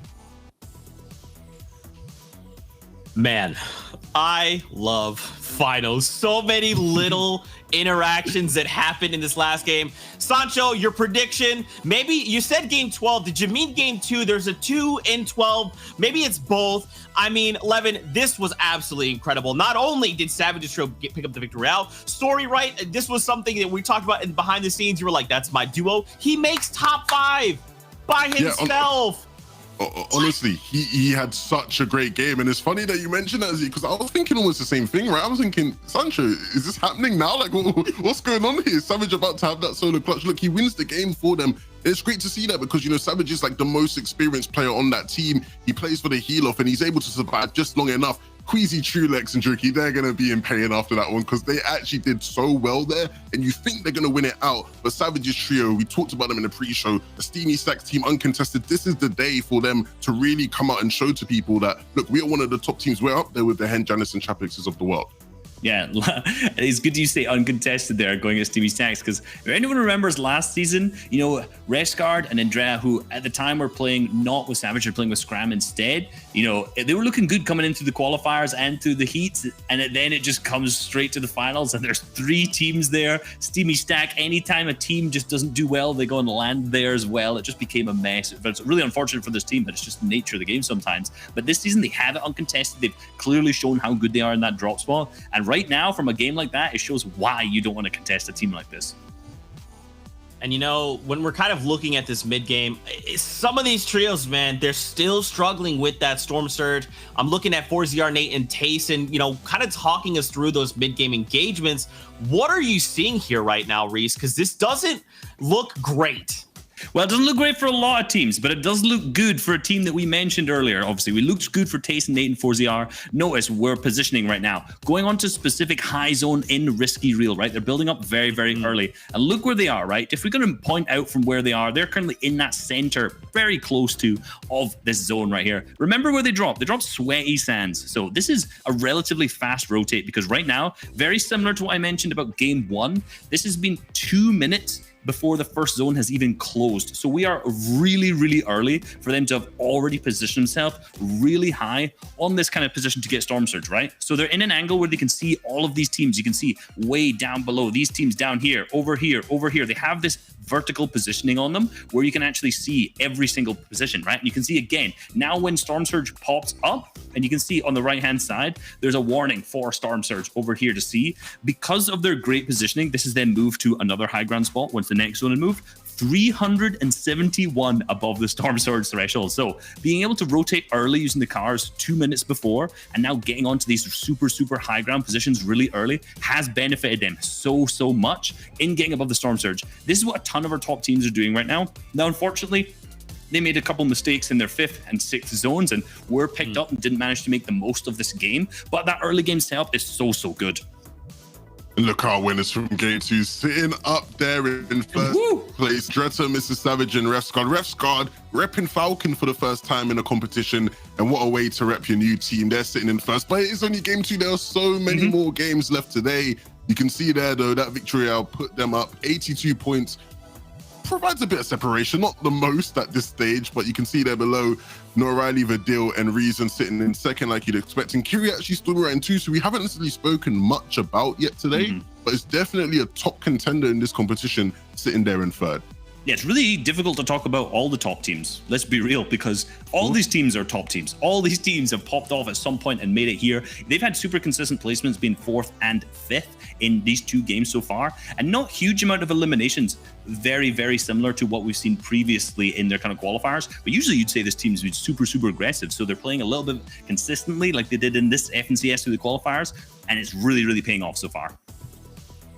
So many of these trios just looking to make those adjustments, right? This is finals. This is a different platform, friends, and you have to make these adjustments if you want to win. But it is time. It's game number 3. Sancho with Shy Wager. Back over to you. Hey, Zeke, we got to make some adjustments as well ourselves. The hype levels got contained, right? That was a very cerebral game in number 2. Sancho in 3 now. Everything's going to be thrown at the wall. All the teams were basically in prison last game, unable to play, are going to be eager to get back on the field. My eye is going to happen, and how are they going to make the adjustments? And right now, we haven't really talked about, Reese kind of nailed it. There's a lot of top teams in the region, and one of the top teams is not having that start of the day that they were looking for, and that's Andalex's trio. We just saw that Zenith got a knock on Andalex. The character Zenith is auto aggressive when the very onset, and Alexis trio is one of those teams that have been very decorated. They came in literally 4th place last season, and we all were like, okay, this is one of the top teams early on in the season. As the season progressed, we saw a lot of holes in their games. They saw a lot of different trios contesting them at Caddy Corner. They dropped down to Weather Station. Now they're in Camp Cod, and you have yet to have a great start here in the FNCS. It's all from just getting contested, right? That's kind of been the trial for them, very similar to kind of, ForZR story of, are these guys going to be able to redeem themselves? It feels like ForZR has totally, but still we're waiting for him to pop up, inside the top 5. Brandalex, yeah, it is very difficult. It's looking like, a completely different type of story rolling in. Was that just Refsguard, by the way, rolling through in a contested type of spot, or what was going on there? I mean, we'll see. I mean, what I do know is that the peacocking has definitely stopped. The ego challenges of dropping the bunker, realizing, hey, we don't want to ruin our entire run now. Let's go ahead and take a moment. Let's kind of split this POI to our, keep it chill.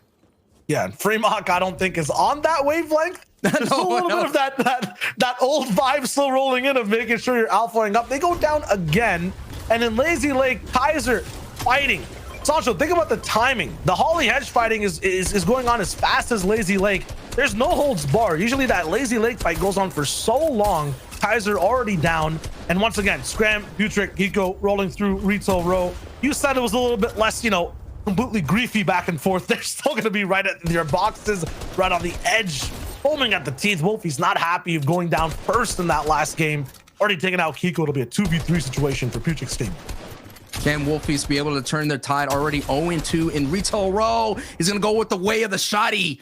Gets a knock on Scram here, but it hurt a lot. And Slender as well, down to the sliver of HP. This is what this tournament start has been completely for Slender and Wolfies, who are a newly formed trio going up against old names, familiar faces. What does this reversal mean for the finals? It's actually really bad for both teams. That Wolfies, yes, ends up winning out here with Void and Slender. This gives them even more confidence now to keep coming back to this spot. Scram is not going to be safe in the next game number 4 either. This fight will keep happening. Who knows now, even all the way through for the 12 games. Bad Sniper as well. I mean, this fight's gone both ways and has been third party 2 times. When there's 2 teams winning back and forth, it doesn't give a team complete confidence to cut losses, right? And go a complete different way. You have both teams rolling in, feeling smart, feeling lucky, and they're going to keep fighting over and over. It's not good for anyone. Yeah, at the same time, this is what it talked about. As you've seen, Hellfire really down to about 35 HP, but he claps back to Marvin. Now Marvin gets knocked really close. There it is, confirmed. Now it's up to Bad Sniper and Hellfire. We've been seeing some clutches, mini clutches that have been happening here in Lazy Lake. We saw Marvin with the backup, and now we see Bad Sniper versus Hellfire. Now it goes come down to reboot cards. And what I was going to say is, hey, even though they're fighting, Shayo, they still have a shot to do some damage. We already saw Hellfire do double digits elims when they survive out that fight. So is this your path is not going to be as carefree as we saw Savage when we took a peek at their POV, or is this very chilly vibes down in Steamy Stacks? Yeah, this might be one of those decider fights as well. We've seen Janus similar to Hellfire with Hen and Chapix do amazing damage when they make it off spawn, and they have in both games. I would say at a big advantage as well, because I don't even see Icris near the top part of this list right now that I'm looking for, at least 31st inside top 10. 31st. Yeah, so you can see which way this fight is kind of delving down to. I don't even have to mention it completely. I think this might be, if Janus, Hen, and Chapix win, the fight to get Icris to move out and move away. That makeshift shotgun hitting like a charge, and we know that's not in the game, but my goodness, the damage. Bye-bye, Icris. Ramp block on Knight. Janus has nothing but the big shot in front of him, and oh my goodness. There's no way these guys come back to this POI, right? No. Absolutely blended, tossed in a washing machine, and not even dried out. The disrespect from this team going head-to-head with Icris down on low and saying, hey, we don't care where it is. We're staying at Craggy, and we're winning 3 games in a row. It looks like Hen's trio has, we saw our talk about Split Splash. They put that trio, gave him a bath, gave him their binky, and put him to bed. That's it. That's it. That's how intense it can be at Craggy Cliffs. And that's the kind of game 3, literally 3 games in a row, walking away at Craggy Cliffs. Bad Sniper probably has the same thoughts as Icris right now in terms of like, what are my chances of being really top placing in this tournament actually going to be? Like, they're also contesting, also not having the best time. It's not a confident spot where all 3 teammates are surviving. They're barely scraping by the skin of their teeth. And okay, Bad Sniper somehow Uno reversed this to get all the way up top. Now Hellfire's down below, a little bit low on mats, it seems like, too, or else he'd go for the retake. I mean, what? This is what it comes down to when you have like not strong weapons, and you have to kind of be economical with all your edits, and the economics is going to be kicked out the door, Shayo, because Pizza Ardent are here, and they easily take out Bad Sniper, who did not have enough builds to defend himself on the high ground, and Hellfire is about to be eliminated shortly. Pizza Ardent here. We have to wonder, where is Fast Roki? It looks like it's going to be a duo battle versus Hellfire. Fast Roki not going to be able to make it into the game for now. We'll see Pizza and Ardent rolling it through. Still such a strong duo. And you can already see it. They're making something of this game. Going to be rolling out with at least 4 points here, taking out 2 people from different trios. And this is a trio coming from Misty Meadows, disengaging, making their way through. This is what they normally do. They understand that Lazy Lake is always an easy bed for third parties, easy opportunity for Storm Surge tags. But let me go back to real quickly with Chris. What would you do? I mean, there are a lot of drop spots that are available, a lot of different splits that are available to go to. But when you've been Chris's trio, who's been landing there the majority of the season of Craggy Cliffs, to be able to learn on the fly, that's the great part of this format, Shayo. You have 2 days. You can make some adjustments. You could do your homework. You could see who's available, who maybe you could better at their drop spot to take over. Definitely, there's going to be ramifications. We saw it last season when Ingram decided to leave Dirty Ducks, went down to the West Coast, became food for Fadil's trio. Ingram went back to Dirty Ducks and still wasn't good for them. So, hi, Chris. We believe you can make the adjustments. Right now, those adjustments are not leading your path or destiny to Craggy Cliffs. They're asking me what to do. I feel like he's just going to go again. You think so? Might be one. Yeah, might be. I know that, historically, you're looking at EU, especially contesting off spawn. It's always the first 3 games where that last game you try the most different thing right there. Chris, I believe, tried to engage and flank. We didn't really see that before. They were always on the defense. So game 4 should be a switch up, but who knows? We'll see. I was talking about this with Levin and Reese as well. I think with you two, Sancho, in the back, it was like, where do people go on this map if they have trouble off spawn? There's no open spots entirely across the board, right? Like maybe somewhere near Shark and the Lighthouse, but that's a down bad POI in itself. It's hard to get Surge over there. So there definitely will have to be a switch up. Maybe they can test something else entirely. It's just great to see that, a trio we haven't seen play all season. Janice, Chapix, and Hen. So many questions. Does making, not playing an entire season make you washed? Or are these guys going to be good at all? Like, guys, they won an FNCS, and this is their home, right? Like, they're still going to be top tier. All the other reasons we'll definitely have to keep an eye out to contest those auto qualifier teams. But now, Hen, Janice, and Chapix here being held out by a new trio making their way into the finals as Bubak, Nebs, and Waze, who had a great qualifier, they were able to get in that top 3, look really solid. A lot of their work is done on the north side of the map, and this is what they do in their playbook for Storm Surge. They understand that team that's going to be at Craggy Cliffs usually takes about 9 minutes to kind of loot up their part. If they are being contested, they'll be a little bit more late. So some good tags from Nebs and Waze and Bubak. Now they're going to make their way on their rotation, being satisfied. To me, every time I think about this trio and how they play, I feel like they have like a white noise playing in their ears at full blast as they go through. What I'm trying to say is that they love thriving in the chaos. No matter what's going on around them, they can full focus. Even if there was white noise playing in their ears, they're used to that and they prefer it. Having so many teams around them, they get surged while that's happening. They end up playing really well against top tier teams as well. It's just about making it off spawn, which I feel like is their issues. They're fighting at Stealthy Stronghold right now. Not sure if they made an adjustment in this game specifically. But when you have them, on their game plan, on point 24/7, they look really good. You talk about game plans as well. The Noof, Slicks, and Mariah had to have one of the best ones. They're in the car on your screen right now. Reboot round winners in the second game of Europe. They had that last chance qualifying clutch. I believe it was Mariah versus Cammy all the way down on low ground, and Mariah had the timing and hit the shots. I'm wondering now coming into today, are they still on that attitude of winning games, or are they looking to play, 6 games totally and just have a consistent placement throughout the tournament? We saw in a little bit in the POVs where we're kind of at the carousel, we saw Hottie's right here, Hottie, Tripper.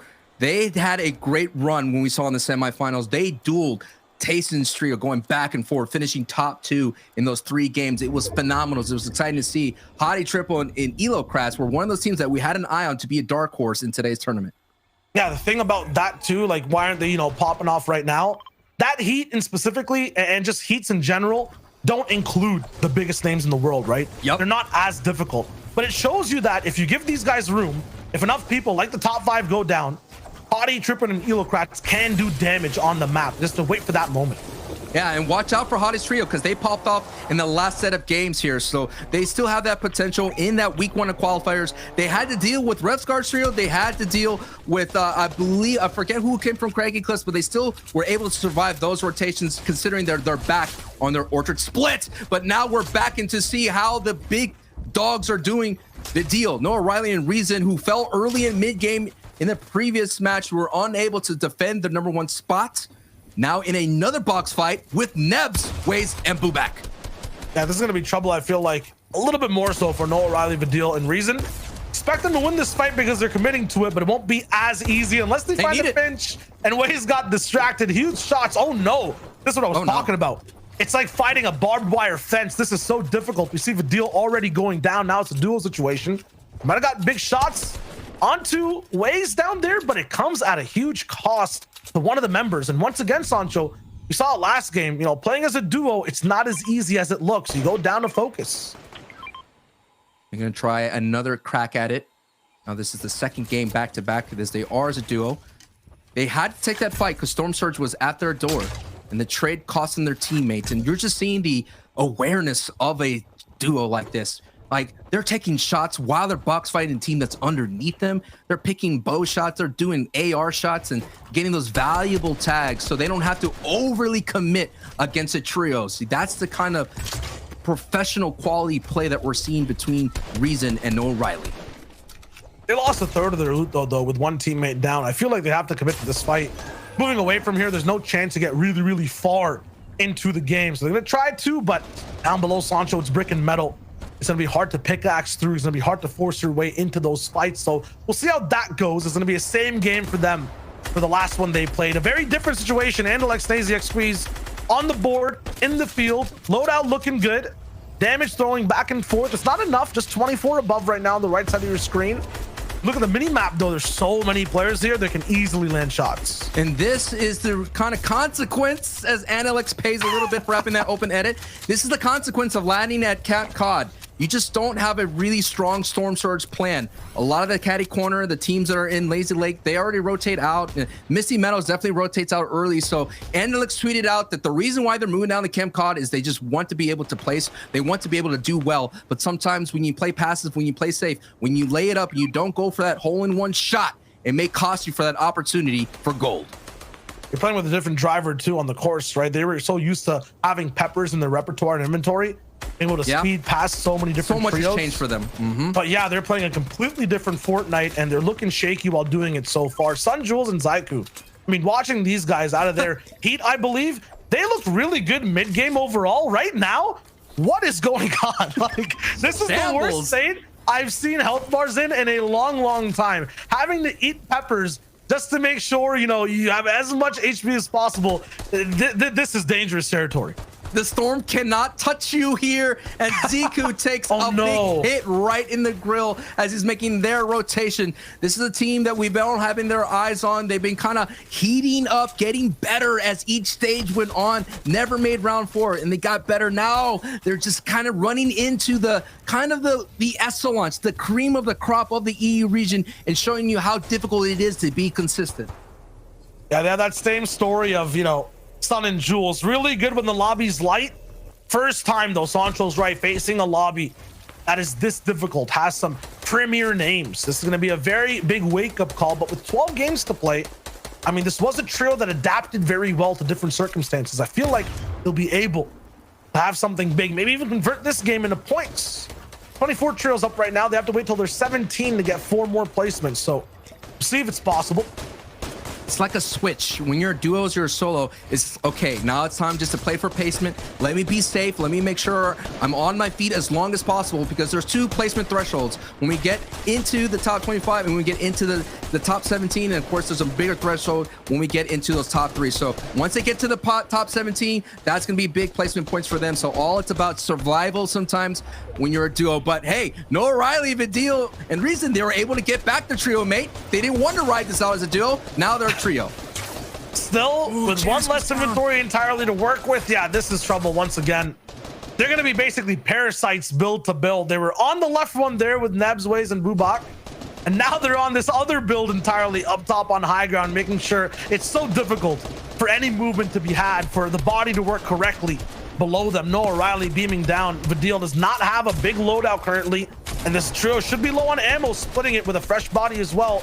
So they need this fight. They need these builds, and they drop down and get it. Big pump from Noah Riley as well. They're fighting DKS and Shakos. It's going to be difficult here. Let me talk about this vendetta that they've been having. They took out Chapik's trio again. We saw last season it was a $100,000 box fight, but now Noah Riley gets taken down by DKS's trio. Shay and Gray Coast, they're not one of those teams that you want to mess with. Gray and Shay Coast, they're still very deadly, but Reason now is going to be on the defense and hold down.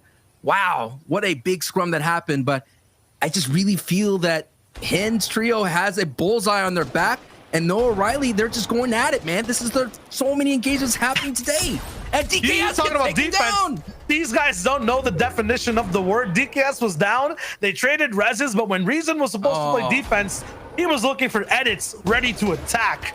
But Deal does the same thing. Noah Riley now literally down to a sliver of HP, a combined total of, what was it, 21 HP here. Up against the full trio, he's not going to be able to have too much. Takes down DKS again, actually. But he's on trial with the zone. Doesn't get the finish. Doesn't have the siphon. He can't go past that blue line. Oh, man. Unfortunately, goes down, taken out. They won't get the Elam credit, but they will affect, what is it now, 3 trios in this Game 3 lobby. And who's going to be able to benefit from all that? It is Andretta's trio. It is Nebs. Look at that. They've been looking into this fight the entire time. Savage pestering that engagement, sending in the stink bow shots. And now Gray is just now gets confirmed and taken out by Nebs. Wow. There's too many Titans are going toe-to-toe in the mid-game, as my boy Monster would say. Unfortunately as well, it was like, you know, it's kind of ironic. Nebs was the one that got like attacked first. Their trio gets to eat the biggest pie at the end of the day. And now as you look in a mid game, you're looking at a very similar zone from last game. You know, no valleys, no mountains in between. And when we were there, it was all about builds, map management, position, making sure you're picking the right layers. There's not going to be anything to save you in terms of, you know, higher elevation or low ground having an easier time. This will be a very skillful game of Fortnite. Right now, the trio that you're seeing has to make a short rotation. They're looking really solid. He has Blaster trios already moving out. It is the South trios that have to be concerned as we're taking an overview look, a nice drone shot. You see Druid, Squeezy, and Jerky right there on the distance, but they have already decided that Waze, Nebs, and Booback cover. They're going to go up to the height right now as Zone did pull their way. It's the young and the old, the brave and the bold right now with Bloom, Percival, and Tomsy all the way up on one of the high ground spots. They're looking for a little bit of control of this end game or the precursor to it. At the same time, Waze, yeah, they have graduated from the low ground spots, Sancho. It's going to be a head-to-head matchup to see who can have height. And shout out to that Blooming trio. We all thought that they were going to have issues coming from that West Coast rotation, going through that deadly triangle of Sweaty Sands, Fremont Hedges, and as well Bony Birds. But they're still here in today's tournament. They're coming in 8th place into this fight, so they're doing some things right. Doing things right. Drop down low though, and it feels like everything went wrong. Two of the teammates now down out of shield on the backside. Two Dementos. I mean, Floki Command, they were rolling in together, or no, not Floki Command, my apologies, but Dementos is rolling in as well, looking really good on third parties right now as a solo. And be just absolutely down bad, taken up by Exterios, or next to Exterios on the backside. On the opposite side, it's Joe, Stompy, and Shadow, it looks like, who have a very good spot. Wherever the zone bounces, and we'll have a very different game. Joe's trio is one of those ones as well that go for height. They're one of those teams that are all very aggressive, and they could definitely win a victory royale here in this set lobby. Ooh, zone pull so far north though for zone 6. Hey, no one's gonna be able to have the advantage. It's all about who can race to the front of the storm line. And iDrop, Waking, Kenzel, armed with peppers, are gonna make their rotation. If they could get clean rotations, no tags, not use a lot of builds, I think there's gonna have a strong opportunity to walk away with at least a top 5 finish. My goodness, I dropped these builds. Great, absolutely insane, going all the way rotation. in. What a tarp. Clean. And his teammates were right behind him the whole time. The focus was there. No one going for elims on the backside. Kenzo and Wakey hand in hand rolling through, and they're going to be going right past so many different people. They have advantage, but at what cost? 112 below, now 117 above. It's going to be fine for them in terms of surge on the right side. 10 people need to go down. Will one of those 3 be the height team who are controlling things? Joe, Shadow, all the way up top. They're going to be looking good. They had that height spot, contested for it, applied for the house, and got approved. And now it'll be Waze, Nebs, and Boobak against iDrop, Savage, so many others down below looking to control low. Gonna be very scary, difficult. Wakey already down a lot of shield. No one's gone down yet in the feed. Everyone's holding very true to themselves for the moment. Waze still moving forward. Blaster's the first one to get down Ref's guard. So Savage's trio is affected. Waze is building crazy though and looks back and takes a big shot onto Andretta. Absolutely insane. High ground though. It's raining bullets left, right, and center. Blaster gets clapped back the entire screen. The zone right now moving right to left like a side scroller, but no one's paying attention to how the level's supposed to be played. They're going right, left, up, down, back, forth. No one really going towards the center, the very front portion of zone. This is going to be very, very dangerous for anyone on low grounds. Stompy's teams right there has to be happy that zone pulled back. They expended so much by building over the height. So now that zone's gonna go ahead and pull back, they could kind of hold on to it a little bit longer. Look at Stompy's mat count down to 11, but he also has Fireflies. So any of those wood builds that go out, expect a Firefly toss down there to set those builds as blaze. Right now, Andretta getting Waze, Andretta getting Booback as well. Andretta lighting up with feed, Wakey lighting up the feed as well. So many of the low ground teams are looking strong, but look at 4ZR, Tasted, and Nate. They are on the front side, so they're going to be going for an opportunity to win a victory royale and go up against Shadow's trio at height. They're going to try to. Stompy finally ends up connecting the entire builds. It's a siphon all the way through too, but cannot find the mats. They have a big base to work with though, all the way on height. iDrop getting more eliminations down below. Stompy finds another for someone inside the feed. It's Flick being taken down to the storm. Can he get that full elim is the question. Yes. He does, and these guys are raking in the elims. 5 so far on high ground. Low ground's popping though. Wakey getting another. Tayson active in the feed, taking down Thomas. Wakey gets Kuriachi as well all the way down below. Wakey on the zone side is up against a duo. Siberia and I drop from different teams. He's trying to survive here. 5 elims, 9, almost 10, 11 for the team, 16 HP. But now his world gets set ablaze. Fire all the way around, and he has no builds, no time to pop these shields either.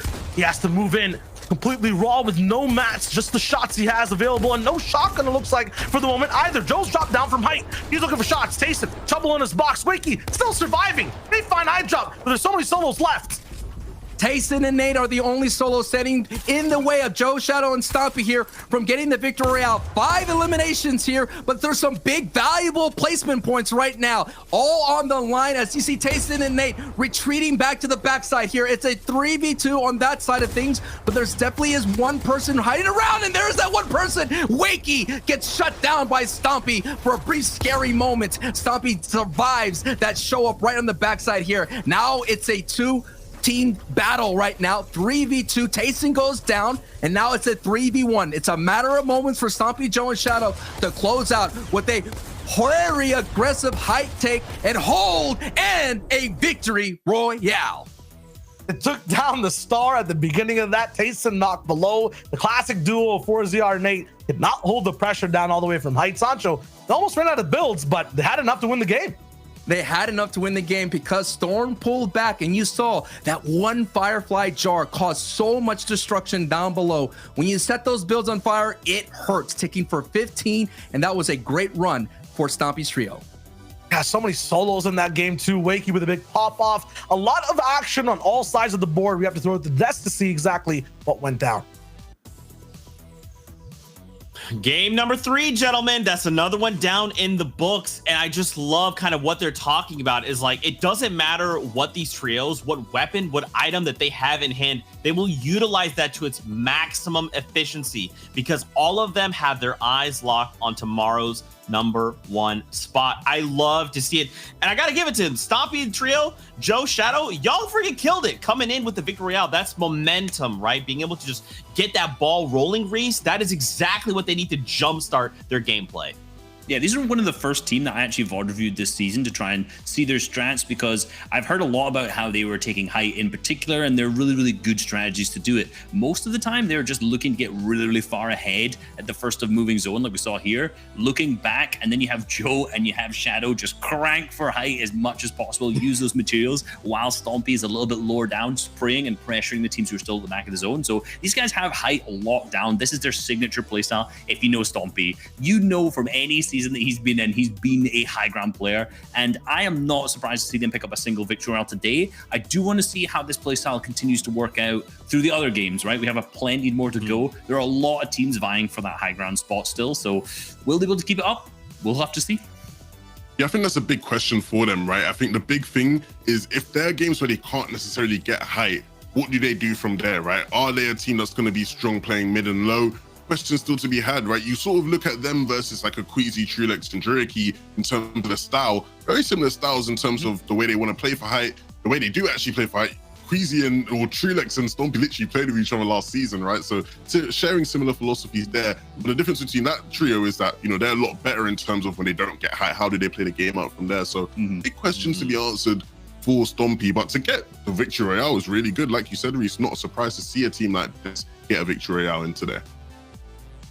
So many trios, man. Any of them could just change the standings in one game. That's all it takes. One good game. Now, I want to kind of take a step back and kind of talk through a trio that is doing well, that is actually flying under our radar right now. Reese, Levin, what you guys got for us?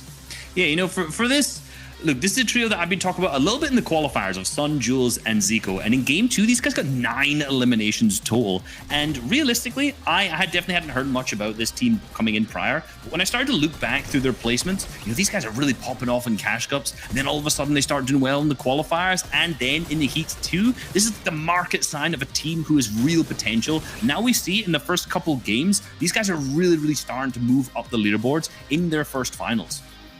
Yeah, these guys are just acquiring so much more experience and they're really impressing, right? You can see there some crazy shots being hit. You know, in that sort of second game, you know, 3rd place of 9 eliminations, is a huge game to have on this stage, right? It clearly isn't, you know, getting to them. The occasion, what we are doing today isn't necessarily making them nervous by any means. I think they are just looking to stick to their game, and it's been incredibly effective for them. And hopefully we'll see them, you know, continue that sort of progression over the course of the 2 days. Taking a look at the standings though, once again, not really a surprise. I didn't really expect things to change up based off of the results from that last game, but you can see Rescard and Tretta and Mr. Savage hold on to their first place slot. Kiri actually storming right and 2 move up 1, while Houdini, no, Riley and Reason. Sometimes with the plays he makes, he does look like Houdini, you know, so I'm not surprised there, but top 3 essentially saying somewhat the same. Look, it's bound to happen. Look, it's happened to everyone. When the players change their names, it always slips up every single time. But like you said, this top 4 is definitely starting to kind of come together a little bit. You know, we've mentioned a lot about ForZR, Tayson, and Nate as well, who are still currently in 4th as well. In particular, doing really good. Like some of these top teams that we've seen right now are just consistently getting top 10s. Like we already mentioned, Rescard, Andreas, Savage, a 6th, a 1st, and then a 6th. So these guys seem to be on a complete roll. They're early in their mid games, are completely kind of tied up right now. Last season champions, Hen, Janus, and Chapix, currently down in 8th. You know, they've had a couple really good games, but those early game fights are just slowing them down in the last 2 matches so far, despite the fact that, you know, it doesn't seem to be taking them too long to do so. It's still, their strategy overall has slowed down a little bit in terms of their rotations and their looting. Take a look at that next page though. You can see Creasy, Trulex, and Juriki sitting there in 11th. Flick, Anas, and Thomas in 12th. They need to start to pick things up. It's definitely not where you'd expect to see them at this stage. Of course, it is still early days, but you definitely expect to see these guys pushing into that top 10 at some point. Kiko, Scrum, and Putrick, after losing their first off-spawn battle in retail last game, are sitting in 13th, and of course, the team you sort of highlighted, Deku, Sun, and Jules in 14th. Yeah, and you know, what's actually kind of crazy is that Zico, Sun, and Jules were 5th before this match. So, you know, we mentioned that we chose them because they were popping off so much in the first 2 matches and they were up there in the top of the leaderboards. But this just shows you how much can change in a single game. They've gone from 5th down to 14th at this moment. So these leaderboards are shaking up. Remember, there's still so many games left today. We got 3 more after this, and then obviously 6 more tomorrow as well. So there's still a ton of games. The leaderboards are definitely bound to shake up a ton over and over and over again. So keep an eye out for the first place slots. Awesome. Well, guys, as much as I want to go back into game, we can't. We got to step away for a break. But don't worry, you're not going to miss any of the action, because during the break, we'll actually start game number 4. You'll be able to watch that. And as soon as that timer runs out, Shywager Suntuous will be right there to pick up the action and take us right into that game. So stick around, get up, go get hydrated, come right back, and stay tuned for more action from the FNCS Finals. We'll see you in just a little bit.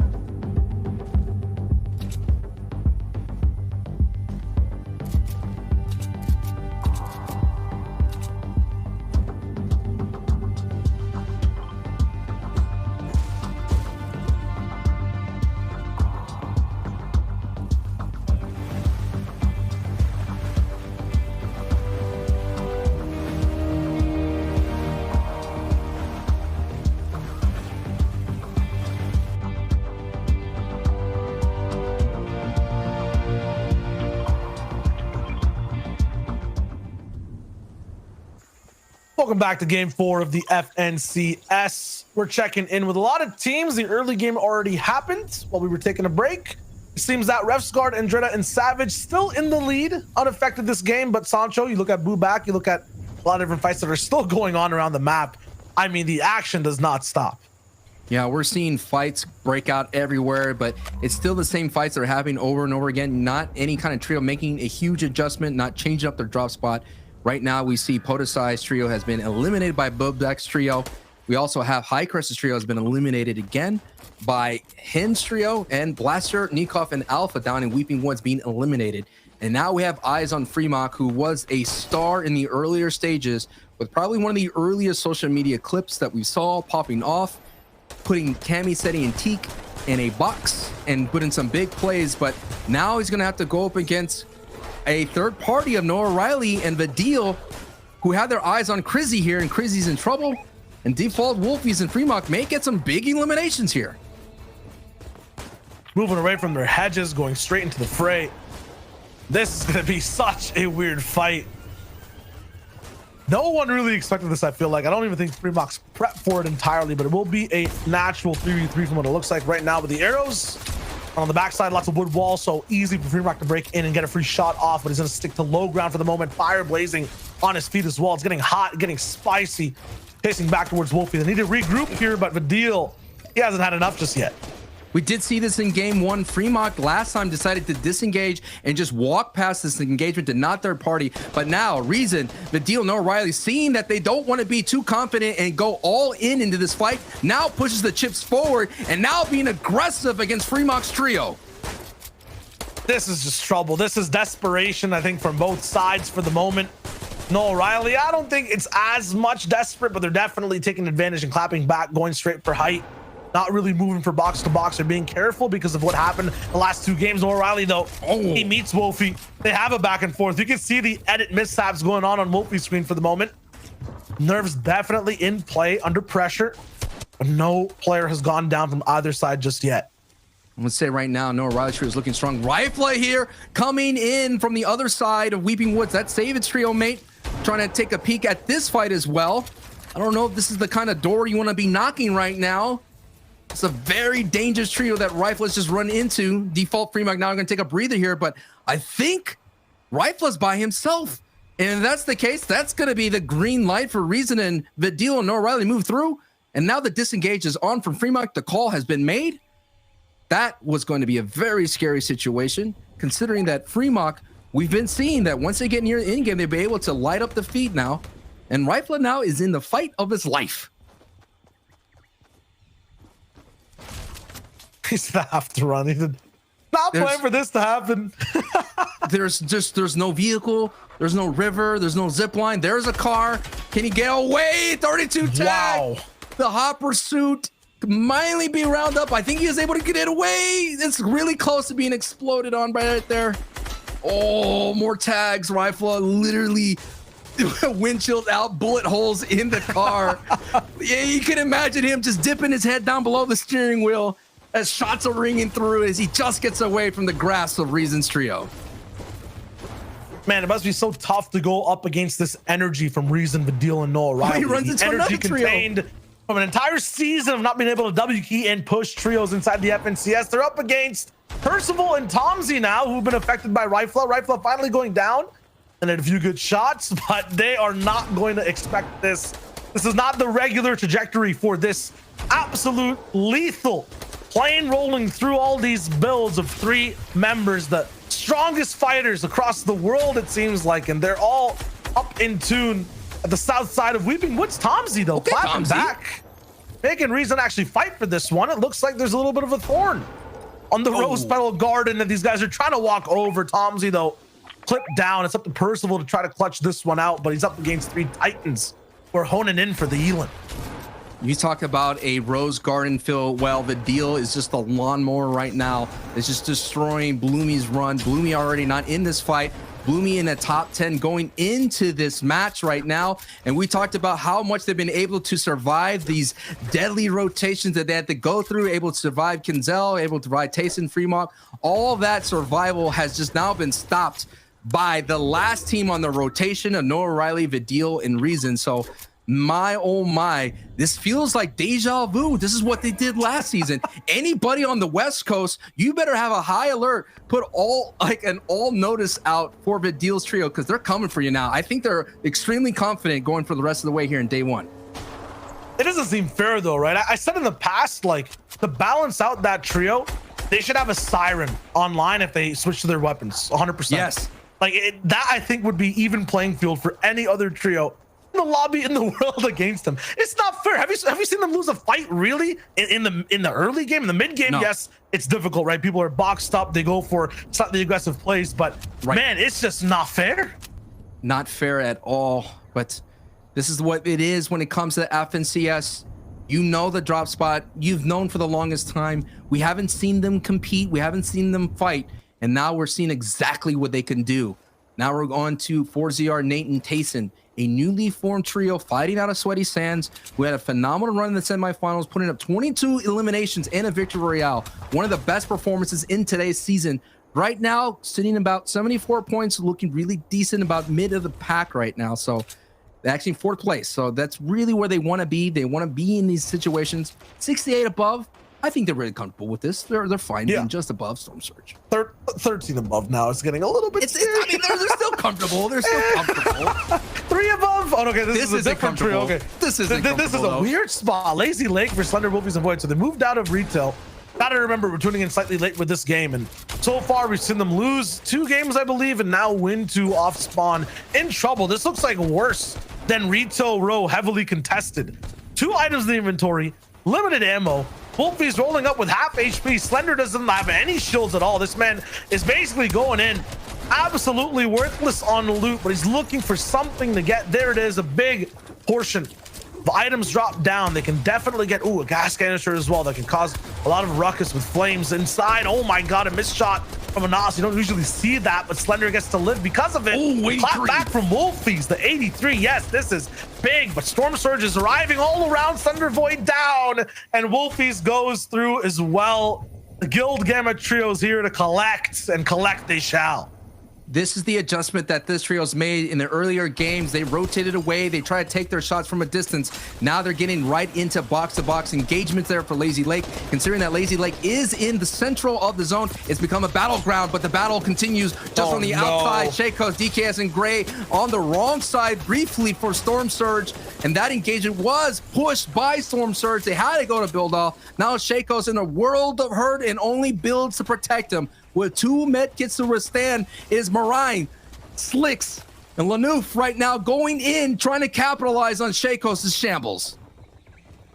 Talk about falling down from heaven. These guys had a god ramp, unfortunately beamed down by 3 different trios, including Lanouf, Marine, and Slicks down below. We'll see them roll in after the fact and try to get, those apples picked up all the inventory and the luscious loot. And 2 members who dropped down. Meanwhile, Lazy Lake, it's not stopped, still hustle and bustle. Lots of teams taking shots back and forth. I feel like Thomas HD flicking a Nos are the most prep for this situation. Satchel still 144 damage above. You're saying comfortable spot. I'm still scared. Absolutely, and Steric for their run as well. 12th place into this. They went down from 11 to 12 in the previous match. We have yet to see the signature pop-off as we see in the feed that Slicks was able to confirm Shaco's. We have yet to see a Nos Slick and Thomas HD pop off. We all know that they can, but we're seeing the third party come in from Bebs' trio all the way from the north side of the map from Stealthy Stronghold, coming at the right time, but Nebs goes down. So the turnaround may happen here for Slicks' trio. May be able to put up the defense that they need, but Booback gets another elimination on Lanouf. Lanouf going down. Mr. Savage is now in this fight from a distance. Savage is kind of peeking it through. Ooh, bang, out you go. Marine, the DreamHack champion who got in from the reboot, was able to clutch for a moment, but now Slicks and Marine have to deal with the pressure from Indretta sitting on that mountaintop. So many different trios just looking down in that valley. I thought that Shaco's, DKS, those guys were free with Gray, but once you dip down in there, it's kind of like quicksand. Every time you go towards a trio that's focused to pick up their loot, now you're the one being focused. Haha, look what happened. Complete reversal. So gonna be trouble for them to kind of climb back. It'll cost them a lot, especially with Savage and Dritter and Refsguard looking down the barrel. Meanwhile, 4ZR, Tayson, and Nate. I wanted to mention this earlier as well, but so good to just see them in the finals now, right? 2 seasons of back-to-back unfortunate circumstances. Finally here, my question at the start of the day is, have they fixed all their problems? Or was the qualifier all towards the Heat's kind of, you know, a final stroke of luck that they needed? It seems like it's good, but Sancho, they're not all the way in the lead just yet. Not just yet. And of course, Tayson's going for a third FNCS championship. So that's something to keep an eye on. And Nate going for a second FNCS championship. So much gold already in that trio. Now we're looking at the bottom right, Refsguard, Mr. Savage and Dreda. They're still on this rotation. If you look on the left side of the map, they're basically on the top side here. They're on the outer edge. They have to make some work to get through, Shio. Yeah, they kind of are retired in their box. They basically have to come out of retirement. We've seen them just take shots at so many different trios from that location. They pulled zone like 4 times, so they're gonna be a little bit, you know, sore in the legs when they finally have to move after like what, 8 minutes? Yeah, you know, it's just like the gamer and all inside of us. You know, we have to go outside sometimes, soak in the sun, get some vitamin D. Don't want to be deficient in that category, and that's what they do. They walk out, step away from the shadows of their builds, get through the sun, and Tayson 4ZR Nate looking really strong here. No eyes looking their way. Snazy not sending out beams, and everybody already just chilling in their homes, kind of locked in, not seeing these rotations. So far, that's a free rotation right then and there, considering that so many people already in the safe zone in this building. Yeah, this trio in general, strong like an ox when they're on these box fights, when they're rotating on height. So hard to falter, but in that rotate, slithery like snakes, no one saw them. You're absolutely right. And they get into such a good spot in these builds. It seems like everyone is going over to Lazy Lake. I'm not sure if a store has a discount or it's just the zone. Might be both. So yeah, definitely the zone. No Rally and Reason will be here. No Vidil this time. I'm not sure what happened. Last time we were watching them, they had 3 elims and all 3 were up. This time, just 2 again. And you know, they were at second place, first place to start off the day, rolling the second, now dropping down, it looks like over and over again the third. This game as a duo again might make them drop further. They're consistent, Sancho, but it's this dangerous tight rope type of consistency. It's a tough game to play when a lot of your points come in early game. We've seen they've been falling in mid game as well. They've been getting a little bit further and further as duos, as we've seen that Chapix and look, Flick, Thomas HD, and Nas are going for height as Ardent is distracted. Thomas HD jumps on down. Ardent gets knocked, and Flick and Nas and Thomas HD have height. They push Pizza, evict them from height. It's there the hold, and they may be able to finally pop off. We've all been waiting for the team that all qualified from the previous season.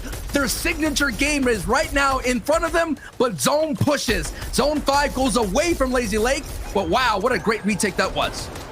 Man, so many things for this team just came through. We asked the question, when will they be in control? Never looked like it, just did it right there. We were also scared for their surge, Sancho, right? I think they went down to almost 50 above. Off of that play, it wasn't only just for control, but for surge 2, they're now 500 above. They have so much damage. They have freedom of mind. They can think about what to do next. Savage and Refsguard, in similar situations, they've had freedom this entire game. They'll be moving forward while we're looking for Anas, Thomas, and Flick to come back into the game. Savage and Dreda, Refsguard, they're looking to just hold on to this first place title. 115 points to rolling through. And third place is down. The deal, Noah Riley and Reason, weren't able to survive as a duo. They get taken out by the backside, the congestion, and now everybody's making their movement through here in the safe zone. Now you're seeing the rest of the lobby making their way as Thomas, AC, and Nas and Flick are making their way up their leaderboard, netting another elimination on Wakey. Wakey down debris in the way, though. There's a truck these guys can't build fast. Unfortunate, they can't use those old builds. Have to expend actually a lot of materials to get to this spot in this layer that might matter all the way towards the end game. Keep note, Nate picks up another though. 4th place team looking to take over that 3rd place spot of Reason, Vidil, and Noah Riley. And you mentioned in Sancho, they are down. So this is good for everyone in the lobby. You know how lethal Vidil is inside the end game. Reason as well. They go box to box. They try to take over height too. And I was talking about Jules and Sun, how good these guys are when they have space to actually work with. Usually mid-ground, they're on height right now. I haven't really seen this perspective from them before. A first-time finals and a first-time height take. I like what I'm seeing. Things are looking good. The stars are aligning, but the zone says no way, Shio. We're gonna go south. Everybody has to pack their bags and move on out. As you already see, Queasy, Trulix, and Jerky making the movement. It looks like Jules, Zico, and Genus and Sun are going to go ahead and tarp over. That's going to be a very expensive height hold. As we're seeing Savage knocking his former teammate in eye drop, getting eliminated. So Savage is still up. They're still looking really solid right now, but they have to move. It's important for you to move. And as we've just crossed the top 17, placement points for every trio going down is going to rack up here. But look at all the builds obstacles that are in their way, Shio. This is not going to be an easy rotation, but hey, they're doing it so far. No eyes their way, no tags. And there's no relief at the end of the road either. We're going back to Caddy Corner, the place of mountains, the place where our first game ended, where things get crazy. So Thomas and Austin Flick already on the backside are trying to move through. They got so many more elims while walking, 7 now in total. Find an old base. This is so clutch. You need all the mats you can to save. Hottie getting a few elims in the feed. Thomas still moving through this sneaky shadow type gameplay. They're just mimicking whatever Height's doing, but at a lower layer, they look so good while doing it. It's going to be so important to connect to this mountain on the other side. They're going to have an opportunity to go for height. It's already pressures on Sun. Thomas HD and Nasa Flick. Can they do another height retake in this match here? A lot of HP's lost, and they may have it, but no. Wait a minute. Easy. Trulix, Jerky comes in. Flake goes down, Jules goes down, and now the team that has always been on height is finally back on height in a very crucial juncture as it does go back. So Jerky could go back along and walk along those same paths. Now Anas, as the solo, is going to have to do it, but what a great trio run so far with 8 elims in this match. 8 elims, 13th place overall is good, but talk about a setup. Queasy, Trulex, we saw them on second height, and I guess they might have seen Anas Flick and Thomas HD too. They wait for them to make the first move. They wait for both teams to do the dirty work, and then they come all the way up top. But look, Janice, Hen, and Chapix, where did they come from? Absolute height, and I don't see Queasy. Now they were actually the masterminds behind this entire operation. And Alexis popping off on low ground. Chapix looks good all the way on height. This team is basically back towards their home. I was talking about Craggy being where they're comfortable. That might be their living room. This is the kitchen, though. This is where they do work. They cook it up. They're looking for all the elims and the points. This is what it's going to be. Freemock all the way on the backside as well. Yes, freedom to move for now, but Chapix, Hen, and Janice, they know how to actually just strangle the lobby completely. Look at this. Back towards the zone. They're taking shots, and it looks so good. Our defending FNCS champions here, who've had a slow start for them, is now going to have a good chance here to pop off right now as they're going to make some pressure here on Screwy. Red Rush right now on the front side. Exercise just trying to hold on as well. It's going to be a team that they're going to want. They want this right here. The victory route is going to be big considering they came in at 8th place going into this fight. Next gets taken out by Chapix with the beams. Hen and Janice now operating down low, going to put the pressure down on Red Rushes. And Screwy, they're doing all that they can to hold on to stop this offensive onslaught that's happening from Chapix. No Titans in the way. This is child's play for Hen, Janice, and Chapix. An easy wrap-up of a game with 3 of their members up. There's just 1 more to take down. And without even losing any HP on 2 members, these guys flex it out, rightfully so. What a setup from the God Trio. What a game. 11 elims and the victory royale. We had our eyes on Thomas HT. We're like, you know what? We're going to wait for them to pop off there. This is their chance. But we forgot about the defending FNCS champions. They said not so fast. Hans Trio was able to easily take out High Chris's Trio and then just go all the way to the end game with a phenomenal, beautiful, out of nowhere height retake. That was just so cool to see, Shio. Yeah, the spotlight might have been on them backstage in the top 10. It seems like a lot of switch-ups also happened. We saw Reason go down early, a few teams as well. Nebs going down early a little bit as well. Forzyar, what happened to him? These questions, too much for 2 people to handle. Let's bring in 3 more. The analyst desk, what you guys got?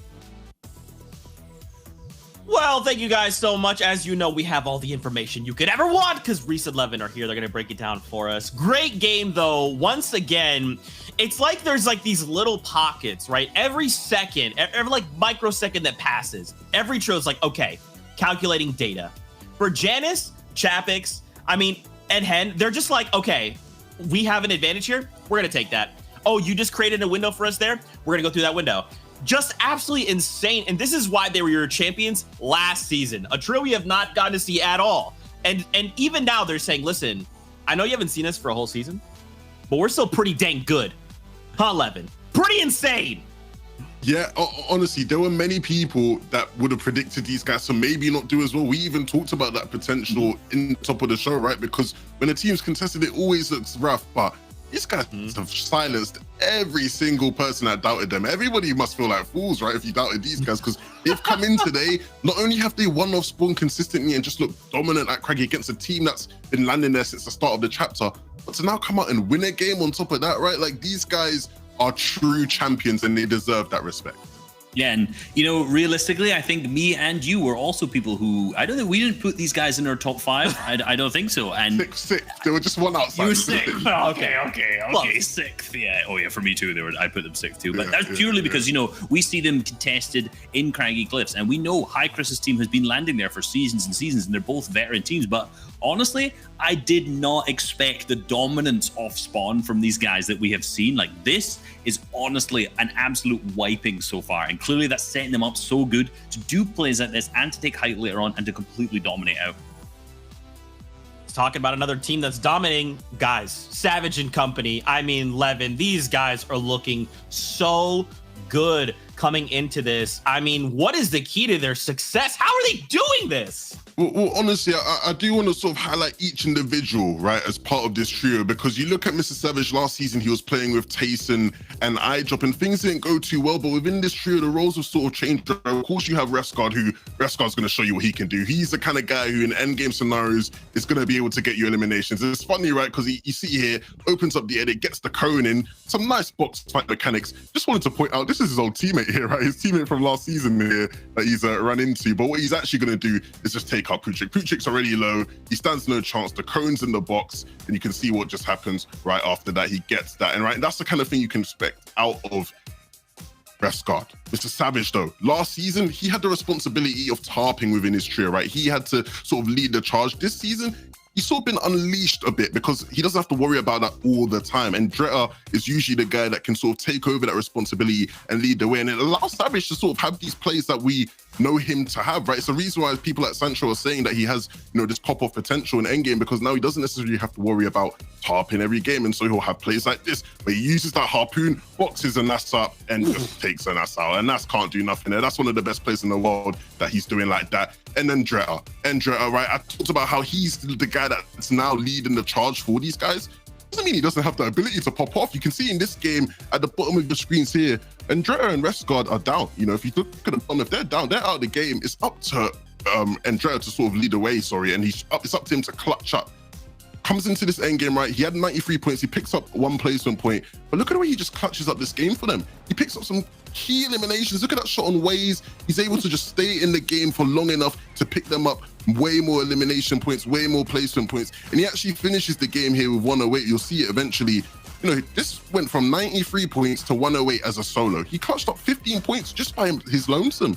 You know what I mean? So even though he's the guy who might be leading the charge, he's the guy who's not necessarily in the back of the top getting the eliminations. He's a key part of their success and why they've been at the top of the standings today. And honestly, you saw similar things last game. Last game, him and Savage saw the last ones alive. They're clutching up key points. This is a major trio who's come in today and expected and performed how you expect them to. Yeah, absolutely. And realistically, look, they are still on the top of the leaderboards, even after Henjanis and Chapix picking up that massive elimination with that massive victory royale with 11 eliminations as well. But that's just what happens when you have Refsguard, Andre, and Savage be so consistent, a 6th, a 1st, a 6th, and then a 9th so far with a bunch of elims every single time. And if they continue this on throughout the rest of their games, they're going to be incredible. But again, another team we didn't see too much or talk too much about there was actually Redrush, Exteros, and Mappy, who in the first game got 2nd, and now they've actually placed 3rd in that last match there, moving them really, really far up the leaderboard so far. So currently in 3rd after game number 4. And again, this isn't necessarily a team that we've put much in our predictions so far. Another team, Flick, Anas, Thomas, we saw them really pop off that last game too, move up to 5th. And they were what? They were 13th, 12th, I think, before here. Yeah. Huge. Honestly, I'm so happy to see them in here. I'm so happy because we talked about in the last standing segment that can they sort of start to push their way, and they finally have. It's about being able to remain here, though. It is. And also another team, Zico, Sun, and Jules. Again, we've keep mentioning them over and over. They were 5th, then they were 14th. Now they've moved back up to 8th. Last game did look like it could have been theirs at the first moving. They were on height. Looked like it could have been theirs, but again, it changed over from Queasy's team taking it. And then, we also saw a Nas taking it at the same time. And obviously we had Henjanis, Chapix. It was a real mess on high ground. But all of those teams who were on height are now in our top 10 as well. Shakeups left and right. We have 2 games left to go. Which team will end up in that #1 spot and set the stage going into tomorrow? We'll find out real soon. Shy Wager Sancho West, game number 5 time, boys. Sounds weird to say, but game 5 for me, sometimes the favorite Sancho. It's the one where people really like to come back, really try different things. And it's where everything kind of rides on, the legacy you have throughout the day. when we were watching the qualifiers, this is where teams got into the top 3. Those last 2 games, we saw Jamside do it, we saw Fast Rookies do it, and we saw Tripper do it. Like, so much movement happens here, and we saw Siberia do it. So this is where all eyes are right here. It's because now teams, you're going to see adjustments. Sometimes it's going to be small in terms of rotations. Other times it's going to be huge. But right now, no adjustments from Highcrest. Another attempt here to dethrone Janus. They're going to go for it. As you see in the feed, knocks are happening, but Highcrest here, hey, you got to go for it here. Maybe day 2 they change up, but they're not changing day 1 here, Child. Not at all. They rolled through. Janus already taking big shots. It's, I think, the first time I see this trio actually down bad on the HP section. Highcrest. Okay. It's a big pick. It's 2v3. It changes things. This is where you have to be concerned here. Game 5 and game 6, we did see Hen get all the way to the end game and walk away with the victory royale. But now you can't get a victory royale, Sio, if you get taken out on your drop spot, as we now see Hen getting knocked out. Now it's up to Chapix. Chapix is a very deadly fighter, and Chapix can be able to do this, but it may be just a numbers game taking out Chapix here, as he's now going to retreat back into Fish Sticks restaurant, try to pick up as many slurp barrels as possible, and he is dipping. That man is turned into a fish. He's going to try to get away and get as much resources, but they're not going to let him go. Looks like Highcrest now out here fishing. 3 builds left. It's a matter of moments. All you got to do is get the connections, gets the tags. 32. Look at him swim for his life. 1 build left. No, out.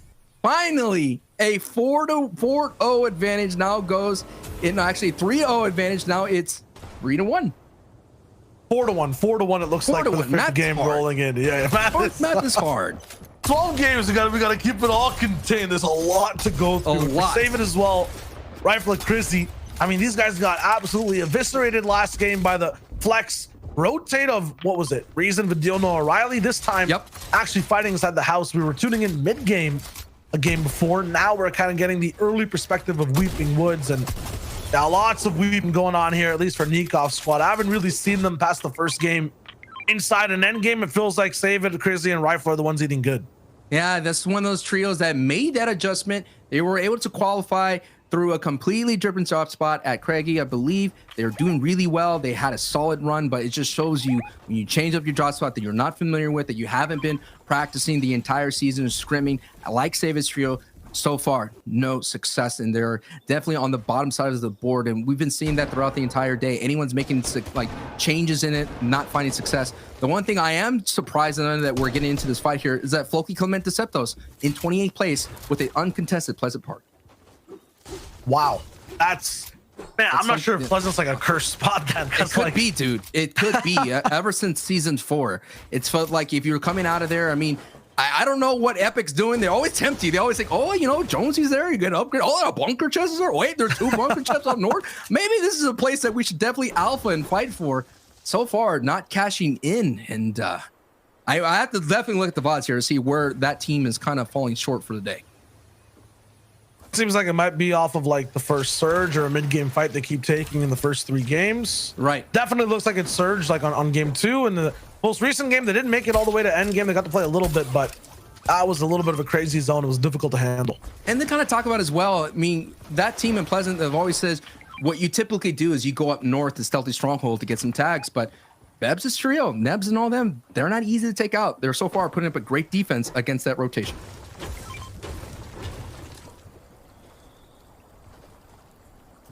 Right now, Mappy's team, you just saw them a little bit of the flex drop. There's that gas station Cammy split.